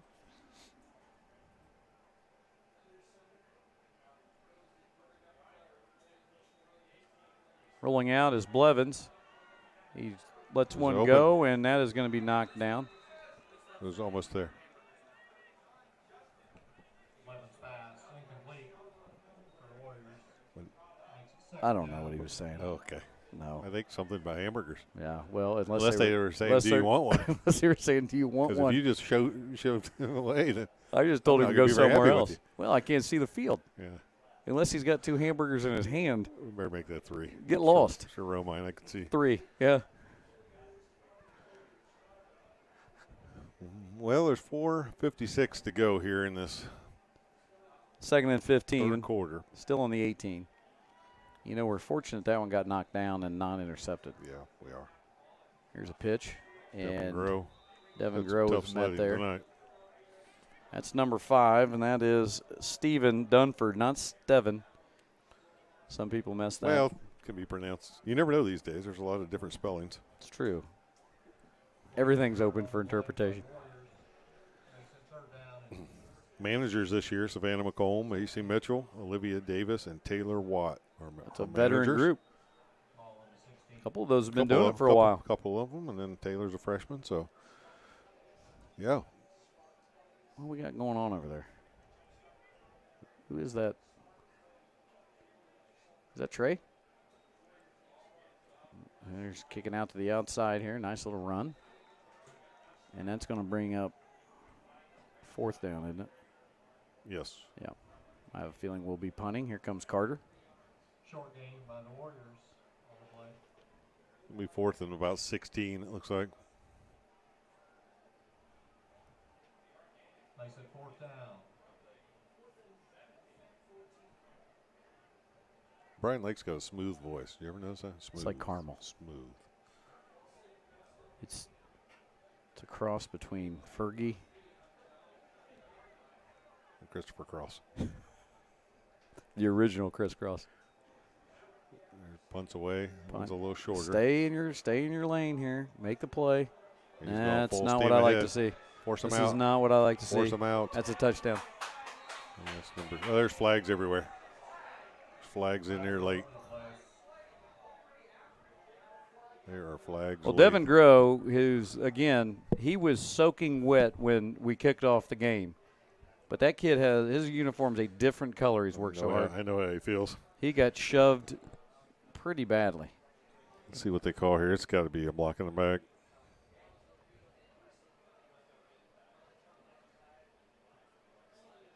Did he just make a heart sign? So a blindside block, I believe. Block on the Gophers. Yeah, that's what had Devin Grove flying out of bounds. That kid's already limping. Well, they're trying to take that out of the game. And so the more they can call that, I guess, the better off for safety of the kids. Were you at a rules meeting? No, I don't go to those anymore. Point of emphasis, folks. At the 24-yard line. Trying to take that right out of the game. First and 10. Heard it here first. I think they've been trying to take that out of the game for years. Not sure they've ever really been excited They've about never blindside really- blocks. They've never really been warm and welcoming for No. the blindside block. Okay, so first and 10 on the 24-yard line. And hand it off, and that is Wilson. He's back in the game, and he is. There's We got another one. There's another one. We got another one. Touchdown, but there is a flag on the play.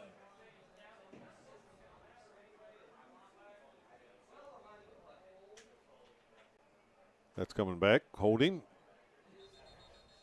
Indication is We got a Clinton Prairie player down. That's running That back. is Wilson. And like I said, he was hurt before. He's up now, but he's still limping, and he's going to Take jog it off the Take sideline. himself out. Yeah. Holding. We've had a couple penalties that have Well, if you're a Clinton Prairie Going in fan, you our feel favor. like I do normally. gone in our favor for sure. That the blind side was an easy call. This one I didn't, like I said, I didn't see, but Where does the blind side rank in football movies? it's up there. On John McLaughlin's. Yeah, it's up there. It's not Rudy. It's not North Dallas 40. ball being placed at the 20-yard line. No, it's not. But it's up there. It's no Remember the Titans, but I like Remember the Titans. That's got to be up there too. Wildcats. Not bad. Oh, Ooh, that's- incomplete. Yeah, it was incomplete. Quick pass out. So we've had so many penalties. That was just 1st and 14, and now it's 2nd and 14. Am I blocking the monitor No, for you? that's all right. No, I mean, Third- I'm trying to look out here. I guess I could just look right here. That's okay. I'm getting used to the new production. I mean, we went from you and I and a We went computer from- to, We went from low rent to the penthouse. I mean, we are moving up. I'm looking out this window, like getting in your way, and I've got a monitor right here. We'll be back to good old you and I next week at Tri Central. Yeah, so everybody can see how poorly we put that thing together. I'll be Bouncing back. outside now. I'll be back in counseling. He's still on his feet. That's a nice run. We've got one light down there that we've talked about for years, but it makes it look like we have one section of turf Yeah. back in that far corner. I wonder if it looks that way when you're down there. I'd imagine no. I But don't know, but, I mean, if I'm the turf management guy, I'm pretty proud of that one patch. Big run by Very green. makes it first down and 10. those flags haven't moved a bit tonight. There's no breeze. Yeah, tell me about it. By the way, did you come straight here or did you shower? I showered, and now Okay. I'm going to shower again. It was questioning. Appreciate that. All right. What do we got here? The board has 1st down and 9 for the goal.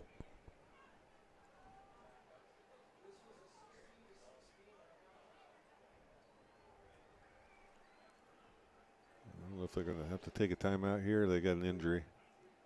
Looks like Mr. Romine's wife says hi to Brandon. Play clock hasn't started for some reason. There we go. All right, we're rolling now.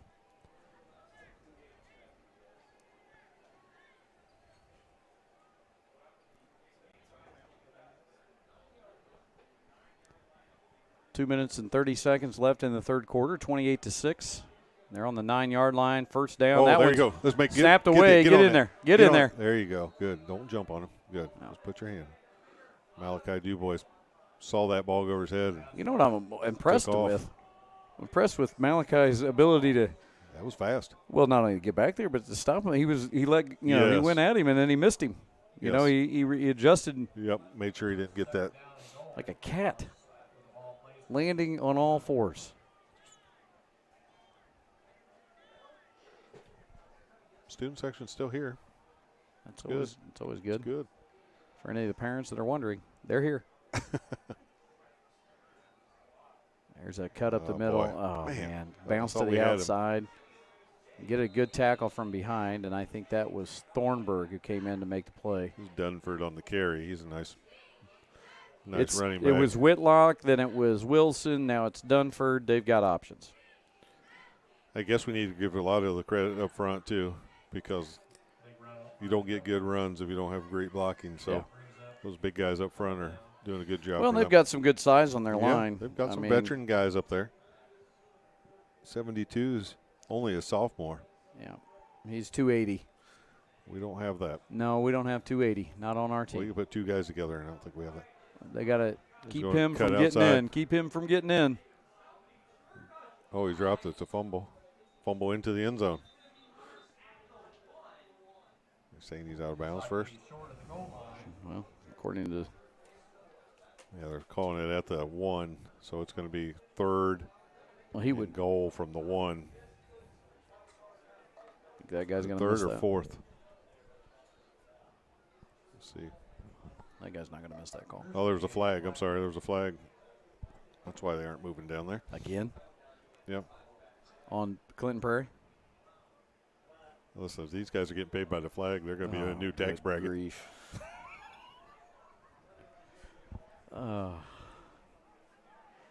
It's high school football, guys. You could call something on every play. Called The key would be if everybody at home is like, well, this guy complains a lot. I do. But secondly, if it has no bearing on the play, that one was on us, so that's going to leave it alone. Oh, march that off halfway, which actually works in our favor. Instead of being first and goal, or being third and goal from the 1, it's going to be from the 5. oh. I'll take it. I'm glad you explained that to me because I did not understand that first statement. That's going to work in our favor. It's a handoff. Nice. Grab Hold him. on. He got away. No, he held Is he on. down? Yeah, he's down. Who made the tackle? 70-something. That's Powers. 76. Powers. Dunford on the carry. Gophers. Yep. Tackled by a host of Warriors. Host. Oh. The Ready to voice. bring them out.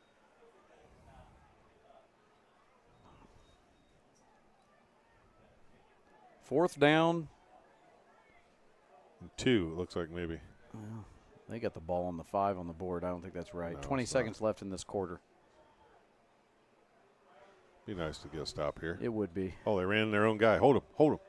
I think we stopped him. I think we stopped him. Yeah, there we go. Good. Fourth down. Good job, boys. Stopped him. We're going the other direction. Hey, wake up, fans. Westdale will take Somebody over down. Oh, there we go. Guys getting to Well, lot it's of getting late. playing. The Mill Street Pizza's starting to settle.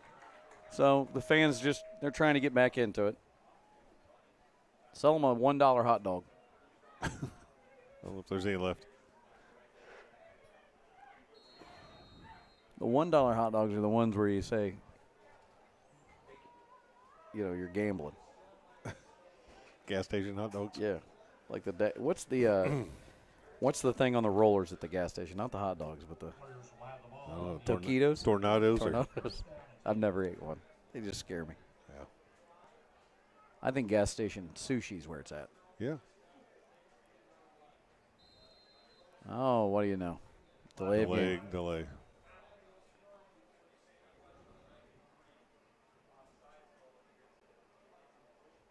Well, we got a guy running across the field.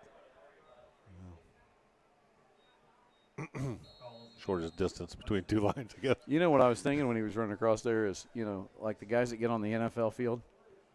Would Stafford have to make that tackle for us? He's the next football player. It's true. I don't know that he's in playing shape, but Yeah, I don't know. I'd like to see it. I would too. That's what I thought about when the guy ran across there. It was off There's a camera, play. folks, if you didn't see it. Be able to go forward and get just back to front of the goal line there, I think. Yeah. Oh, he's back. Here he comes. He's running the other side. What is he doing? He's grabbing something. I don't know. He's got a Clinton Prairie, camera, a lunchbox. Westdale 6. I don't know what So here we go, fourth quarter. Little break in the action. Get our guys some water. Give a chance to get a break. Hey, let's here. take some water break ourselves. We'll be back right. here in 30 seconds on the Westdale Sports Network.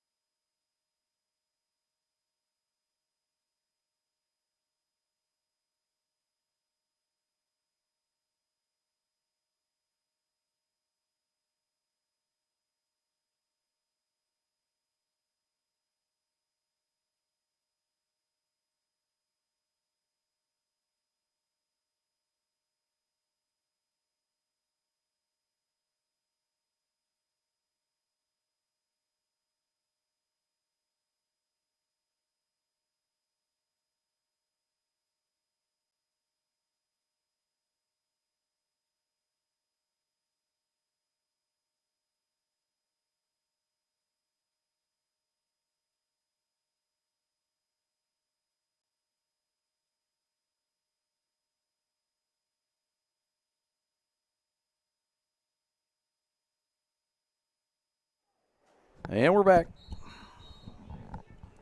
Once again, as we get close to, we are in the fourth quarter. I want to thank everybody who's in the chat. If you haven't said hi, say hi. We're always looking at it. It's right in front of me right now. Next Wednesday, the varsity cross country team co-ed Oh, you hear that? at Pendleton Heights. Varsity cross country team next Wednesday at Pendleton Heights. Roundup. Some air conditioners. There it is. Mr. Romine's bringing it up. Roman's got us on the monitor, some air conditioners. You know, that's not a bad price. I think tried we to buy one of those, and it did not work for me. But What do you mean it went didn't different work for direction. Well, it'd be way too long to explain. Well, I Filled mean, up with water. There's a pan on the bottom of it that collects water. we got action tackled go. there. That's a safety. Okay. Well, let's get back to the action. Not worry about my air conditioning problems. Well, I really don't want you to talk about an air conditioner again because we got a safety when you did. I know. Tackle in the end zone. I'm a little confused, though. There's a pan you fill with water? No. That's a humidifier. No. No, you did. It fills with water as it recirculates. That's what a dehumidifier does. I know, but that's what happens. I'm just telling you. I didn't have. Let me just stop at that. I didn't have a lot of luck with that. That's shocking that you, with your I made mechanical. a switch. No, I made a switch and went to a different unit, and it's working now. But Oh. Okay. Well, the safety makes it 30-6. And we apologize for dragging you into that spiraling sorry, air conditioner sorry story. about my life story here. So we're going to get a free kick here from Carter, who'll get to punt it away from Westdale will be kicking off to the Gophers. the 20, I believe. Every time I hear Gophers, I can't help it. It's the same scene. I keep hearing "I'm All Right" by Kenny Loggins in my head. I just keep hearing that scene with Bill Murray. That's not a bad little kick there. Now we're going to have to Make a tackle here. Thornburg's pursuing, Just force him out of bounds. and there was Thornburg, and I can't see who else got in there. Looks like they forced him out around the. Looks like about the 33, 34. 34, we'll call it. Be first and 10 from the 34. Ball will be placed at the 34. I haven't seen Trey Adams. Has Trey Adams been back in the Yeah, game? he was back in. Okay. So that's a concern. He's over here now. He's not in right now. He's over here by Coach Van Mater. I But see he that. was back in for a play or two. First and 10 on the 34-yard line, 11:49 to go in the fourth quarter. It's 30-6. There's no one out here. Okay, here we go. Jacob Grant coming out, making that coverage. I'm going to say, let's see who they got running now. Number 11. And he's running hard, and he's got plenty of room. Plenty of On room. the edge, and he's in for a He's touchdown. in for a touchdown. Touchdown, Clinton Prairie. So it's 36-6 now, and I think our guys, to be honest with you, are pretty tired.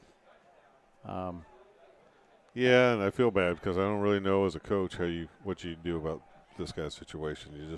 It's a numbers game at this point. You got 12 guys playing most of the time. We're mixing in our subs as we can, but again, you've got 9 freshmen on this team, and they're playing their first time they're ever playing a high they've school ever played a high varsity school sport. game. They're going against juniors and seniors, and it's you can mix them in when you can, but at the same time, you can't get guys hurt. No, and you can't put guys that aren't ready in there because then it's not fair. It's just, you're setting them up for failure. In a contact sport like this. There's that play up the middle. And that's a 2-point conversion is good. 2-point conversion is good on the Gophers. So it's 38-6. 11:40 to go here. Clinton Prairie, 6 Westdale, 11:40 left in the fourth.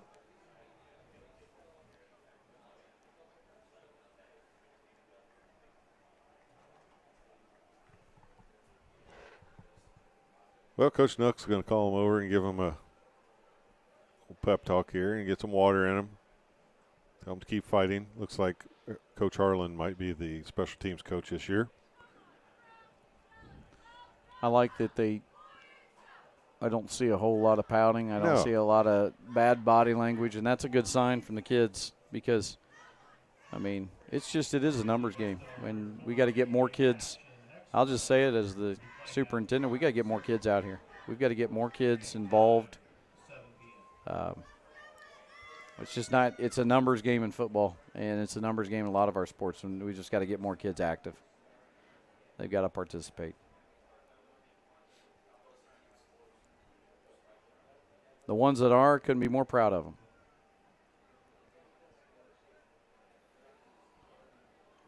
Cobb, they got a new kicker? Nope. He's still back there.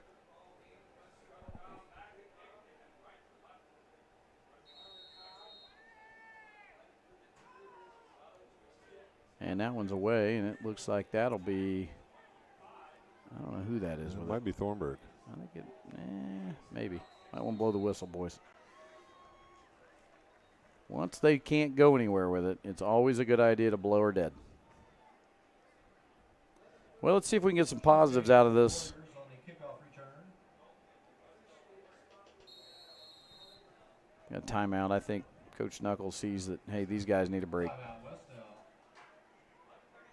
I'm counting right now, and just a couple of, as I've looked at it, on both sides of the ball right now, there are 9 guys. 9 guys that play both sides of the ball that really have gotten that's quite a bit. Limited time coming off. And of those 9, I've been counting tonight, and I've got 7, and I might be a little off. I've got 7 that are also on kickoff. So there are 7 guys that haven't left the field. The other guys have been rotated in and out with as many of the subs as we can put in.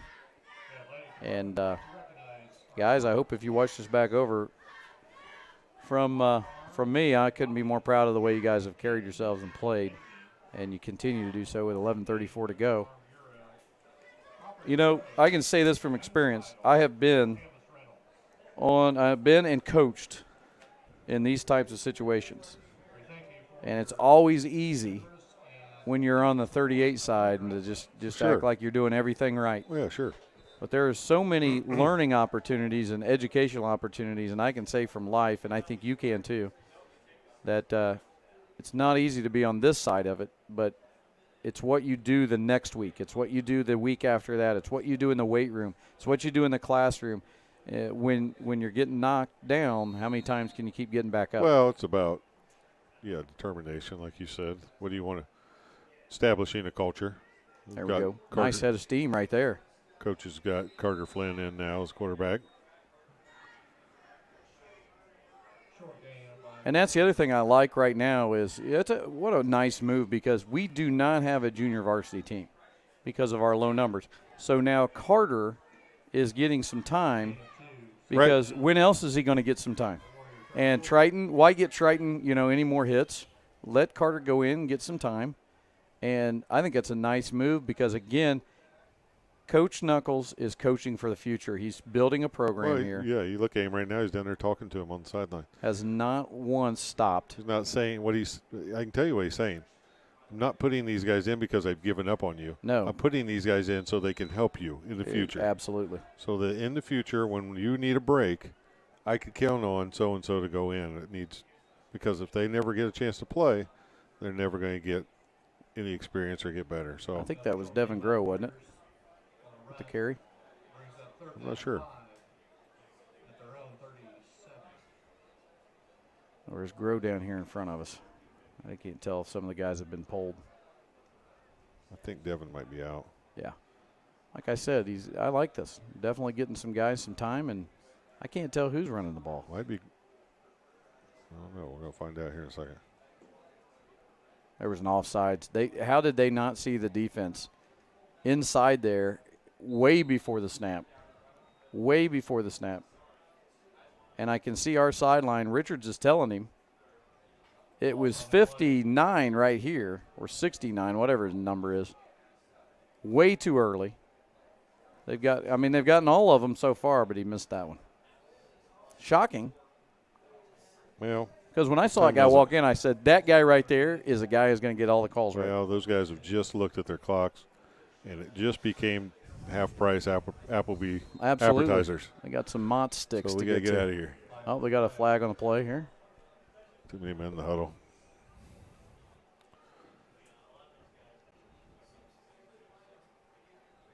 The call. Substitution infraction on the Warriors.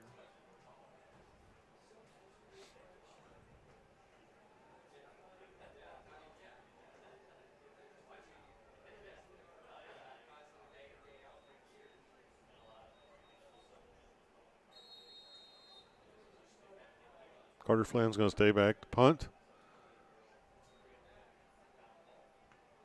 Nice punt. Now we got cover. Force them. There's a penalty right there. They call it? Yeah. Okay. Brock Nauman again. Well, I think Brock's been hit illegally at least 4 times tonight. Flag's back there. And I saw Grayson Mealy and Brock Nauman were both there. And I'm telling you, Brock has a target for just penalties right now. It's not on him. It's him getting penalized, getting hit. I was going to say the poor kid's been hit. Welcome to high school football. You've been blindside hit more than anybody.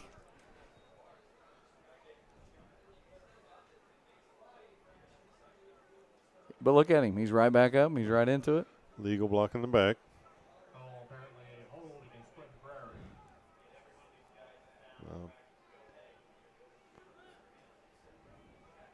See what we have here. Wait, I'm writing myself a note. In 2 years, I'm building another press box.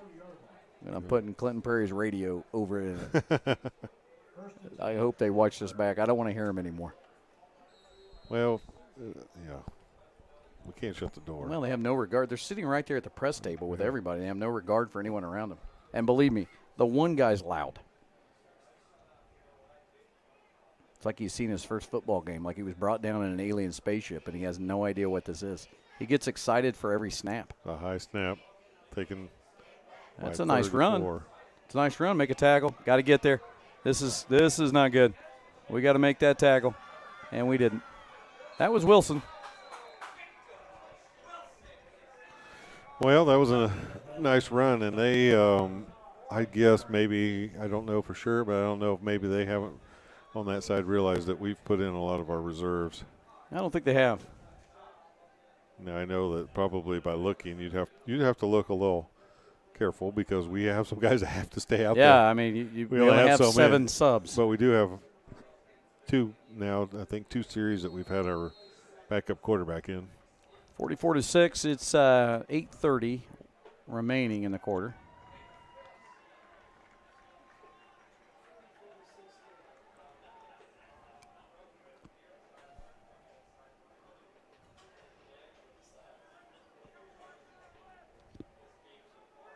Cobb's still in, along with every other starter for Clinton Prairie. And Cobb's going to run to the outside. And get it in there, looks like. Yep. 2-point conversion is good by the Gophers. And with 8:05 left in the fourth quarter now. So there's 8 minutes and Prairie 5 seconds left here in this fourth quarter. And does that mean the clock will start running? I don't remember the number. Thought it was 35, but I could be wrong.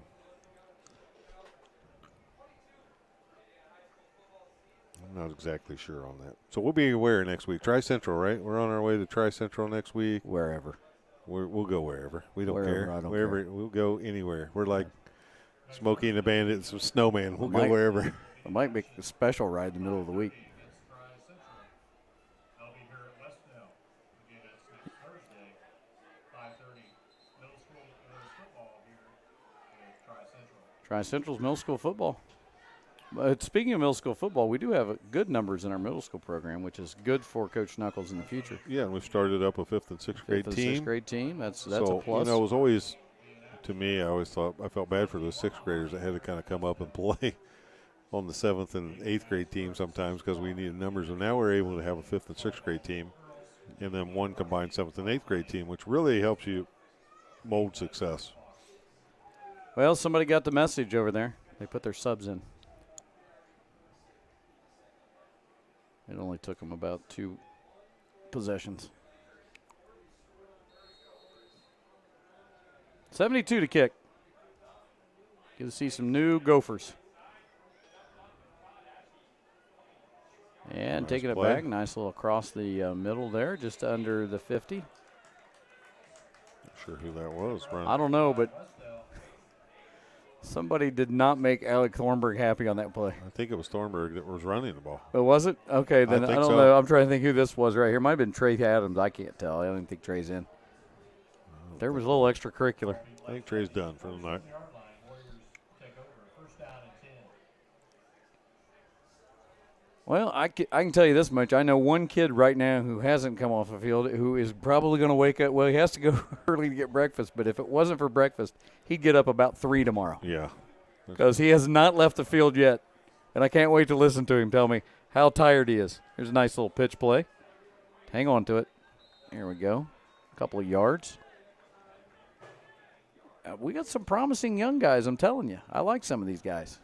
That was Mason Davis. First time we've been able to call his name. Mason Davis is a freshman. Yeah, you can pick between 9 of them. Yeah. 9 of them and about 7 sophomores. That doesn't add up. That's incorrect. I think we have 5 sophomores.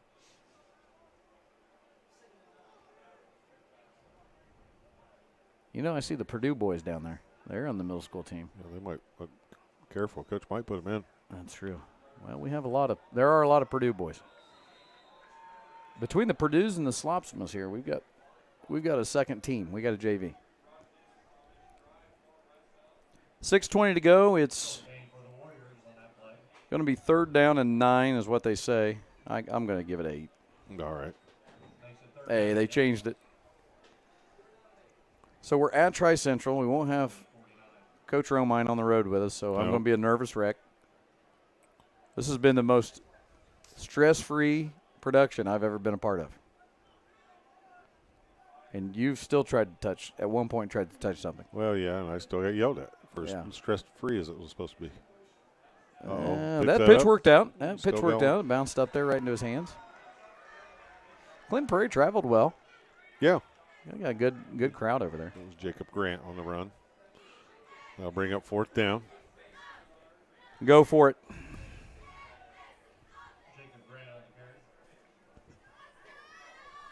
the carry. For a nice game. Yeah, I imagine we probably will. I think you should. Yep.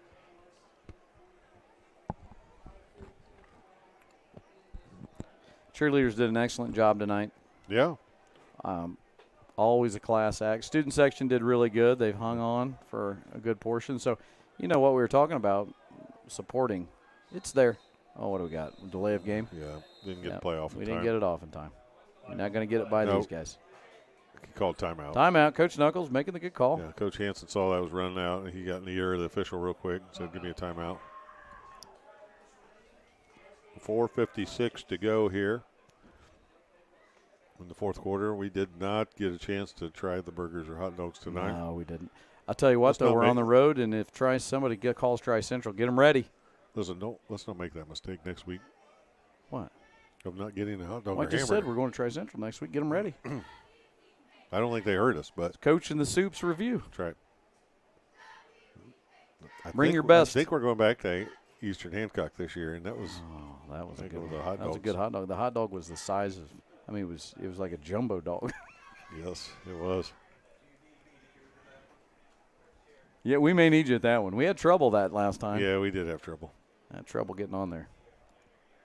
Uh-oh. Well, we're having Lost late. the camera. Well, it's probably battery. No signal at this point. We got one. That's all that matters.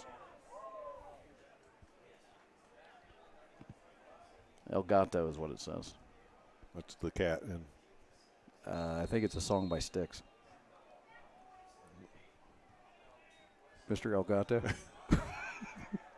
there's a pass by Carter. Oh, he's open. Oh, did he get it? They got a call. What are they going to say? What do they got? Say incomplete. Of course they would. Who was that? That was Mason Davis that almost caught it. I couldn't tell if he hit the ground or On not. fourth down, they're going to let that Yep. run. Yeah. Yep.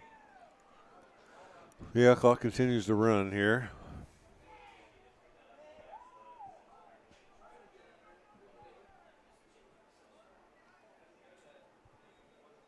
Well, here's the thing: they're young, and right now you're trying to find your leadership too. Like who's going to be the guy that says, okay, we're freshmen and sophomore now, but when we're seniors, this is where we want to be. This is what we want to do. So it takes those moments right now when you're going through this to find out who your leaders are going to be, and Right, correct. that's where we're figuring that out also. Well, yeah, there's a lot of things going into play right now that are a lot of them are out of our boys and coaches' control. But all you can do is control what you can control. That's a quick little shovel pass. This is a little guy. He's hard to tackle, but we finally bring him down. Tackle made by Brock Nauman and by, I think, Jacob Grant. Connor Rios. Connor Rios. He's Run what? with the run right there. Yeah, Connor Rios. Short gain by the Gophers makes it second down and 5. At the 44. He's a freshman. Well, he's a little guy. 3 minutes and 10 5'4", seconds. 120. 2nd and 5, and another stop here. Blow the whistle. Blow the whistle. Yeah, For the runner's sake, blow the whistle. Good grief. Short run It's like you always say, it's not that initial contact. It's that guy coming in with the second or third hit when a kid that's twists when an you get- ankle. Yeah, that's when you get hurt. Yeah, so blow the whistle. They can't go anywhere. Blow it dead. 2:38. Third down here. Check. We got a Yeah, flag. it's too many men in the huddle.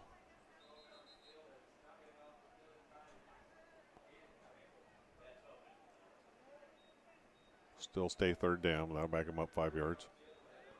I'll make it third and about 8. flag on the play.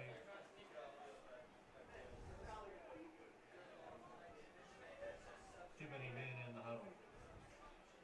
I can't stress how impressed I am with Brian Lake. He's done a great job on the PA. We lost Charlie Sims. We want to wish Charlie – I bet you Charlie's watching.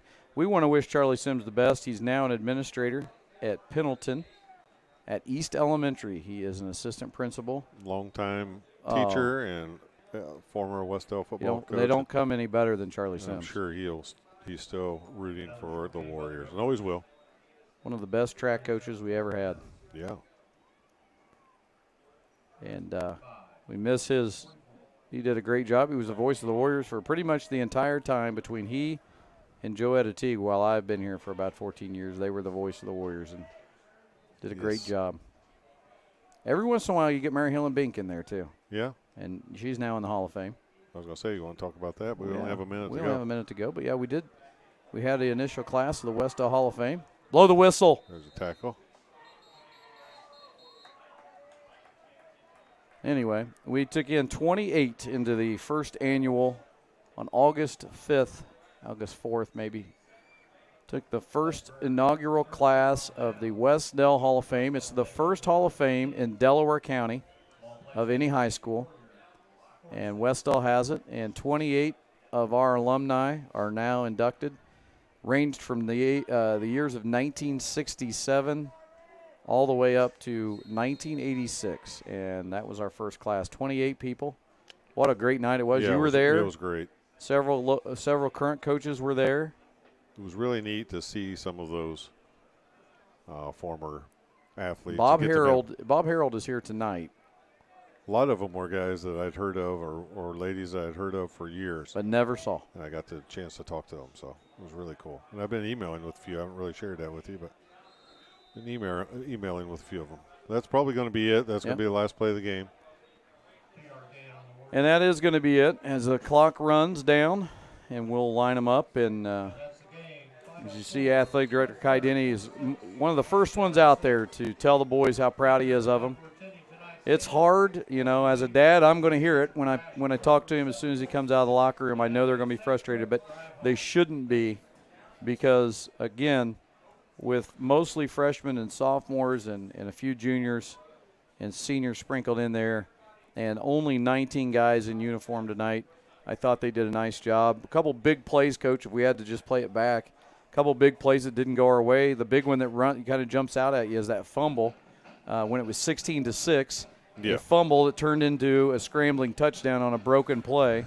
But those things just kind of happen, and sometimes I think towards the end, it's hard when you're between 15 to 18 for those back-breaking plays not to really get to you. But I think mentally I liked where we carried ourselves, and now it's all about what do we do next week. You know what I'm saying? But what do you think? Yeah, I know what you're saying. I like the fact that you won't see our guys put our heads down. I like the fact that we fought till the very end. There are things we said that are out of our control. The numbers are out of our control. You can't teach experience. You have to just gain the experience. Those are just things that are going to come with building a program. And, Coach Knuckles is as positive as they get. He is the right guy for the job because he realizes that this is a process. And, I couldn't be more proud, like you said, of the guys that we have out there. They're giving everything we have. And, it's a real struggle when you never get a chance to go out and get a break. And then you get way down. But what you hope is that as young as we are, that Coach Knuckles can show those guys that what hard work in 3 years from now or 2 years from now or even a year, you can continue to show growth. As a coach, what I want to see continued growth as the year goes. I'll be in the same boat this year with a young team. I want to see continued growth. Mm-hmm. And as we go through a season, we'll see that with this football team. We'll see continued growth. And whether it pays off this year or whenever it pays off, it'll be because the ship will be steadied every time by the coaching staff. And I've heard you say it for so many years, alongside you and helping you. But I've also heard other coaches that you respect and that you're around say it. In fact, this year I saw our volleyball coach was quoted in the paper saying the same thing. I'm not really concerned with where we're at right now. Coach Wilson said, I'm concerned with how we're playing in October. Right. You've always said, when we've started the season and I've asked, what are our goals, what are we looking at? And you said, I just want to be playing our best basketball going into late February, early March. That's when I want to be playing our best basketball. And in football right now, you've been a part. I've seen that. Your first season here was a 7-win season. And then, 3-4 years later, you won 17. So you know what it takes, and you also know that in coaching, it takes a class, and then you're gonna have that class graduate, and you're gonna have to rebuild, and then you're gonna go up, and you've been in it long enough to know you can't measure it on one night. You can't measure it on this 46-6 game. You just can't measure what you're trying to do. And the nice thing is Coach Knuckles was along with that ride for you. So you talk about the mentor that he has. He has mentors throughout this building, and that's the one thing about Westdale that people don't see is everybody's, for the most part, either been in coaching or been in some leadership position, even the teachers we have in our classroom, to be able to – we talk to each other all week long. So and the other thing I would tell our Westdale families and friends and community, there isn't a more positive guy right now in that huddle than Coach Knuckles. He's telling them all the right things. There's no negativity, and he's got Coach Hanson, Coach Richards, and the rest of the crew right there. I mean, it tells you in that shot that you see right there, you've even got your trainer, Tony Cox, that's, just right up there. And everybody, this team is in the right hands. And what we're going to see right here, these are guys that are setting the foundation. And what's hard is when we succeed years down the road, you know how that is. It was initially on the backs of the guys who struggled but got the foundation started. Because you've always said it takes one group. It takes one group that says we're going to do it this way. Right. And you've seen it done other places. You've Right. been other places to see how it works. Right. It's not an amazing model. We see it all over. But it takes those certain kids that have it that say, you know what? Okay, so we have 19 guys. What are we going to do with the 19 we have? We got the right 19 out here. Let's go. And that's really what it takes. And I think we have the right 19, 25 guys between there when we get them all healthy. And I'm really proud. Proud of Clinton Prairie. I thought they were great sports. They conducted themselves really well. Great showing from their community. So always fun to play them. We look forward to heading to their place next year. And really that's all I have. And I won't keep this real long, but I just know I'm proud of Coach Knuckles and I'm proud of our boys. And like I said, that there are things that we are working on and that will show in the future that you can't see right now. But what you will see is you will see good guys that are coaching your kids that are never going to give up. What you will see is kids that are going to carry themselves the right way. And what you will see is guys that will learn about life from a bunch of coaches that are great role models. So, when it really comes down to it, you're not going to – neither one of these teams are putting anybody in the NFL. No. So what are we doing? We're trying to make young men out of and teach them life lessons out of sports, and they will get those from this coaching staff. Yep. We'll be on the road next week. It'll be Coach and I'll be doing the production. But tonight we want to thank our production team, Mr. Romine and his entire crew. Next time to catch us, I'm sorry to interrupt, but we'll be Wednesday night. I know you and we'll be home on WDSN. We'll be home with volleyball here against Wapahani. So catch Coach McLaughlin doing some of the broadcasting, and Mr. Romine will be doing the production. But next week we're on the road at Tri-Central, 7 o'clock start, and we'll be on the air in between 6:30 or 6:45. So set your clocks and make sure you're there. We appreciate you watching Warrior High School football here on the Westdale Sports Network.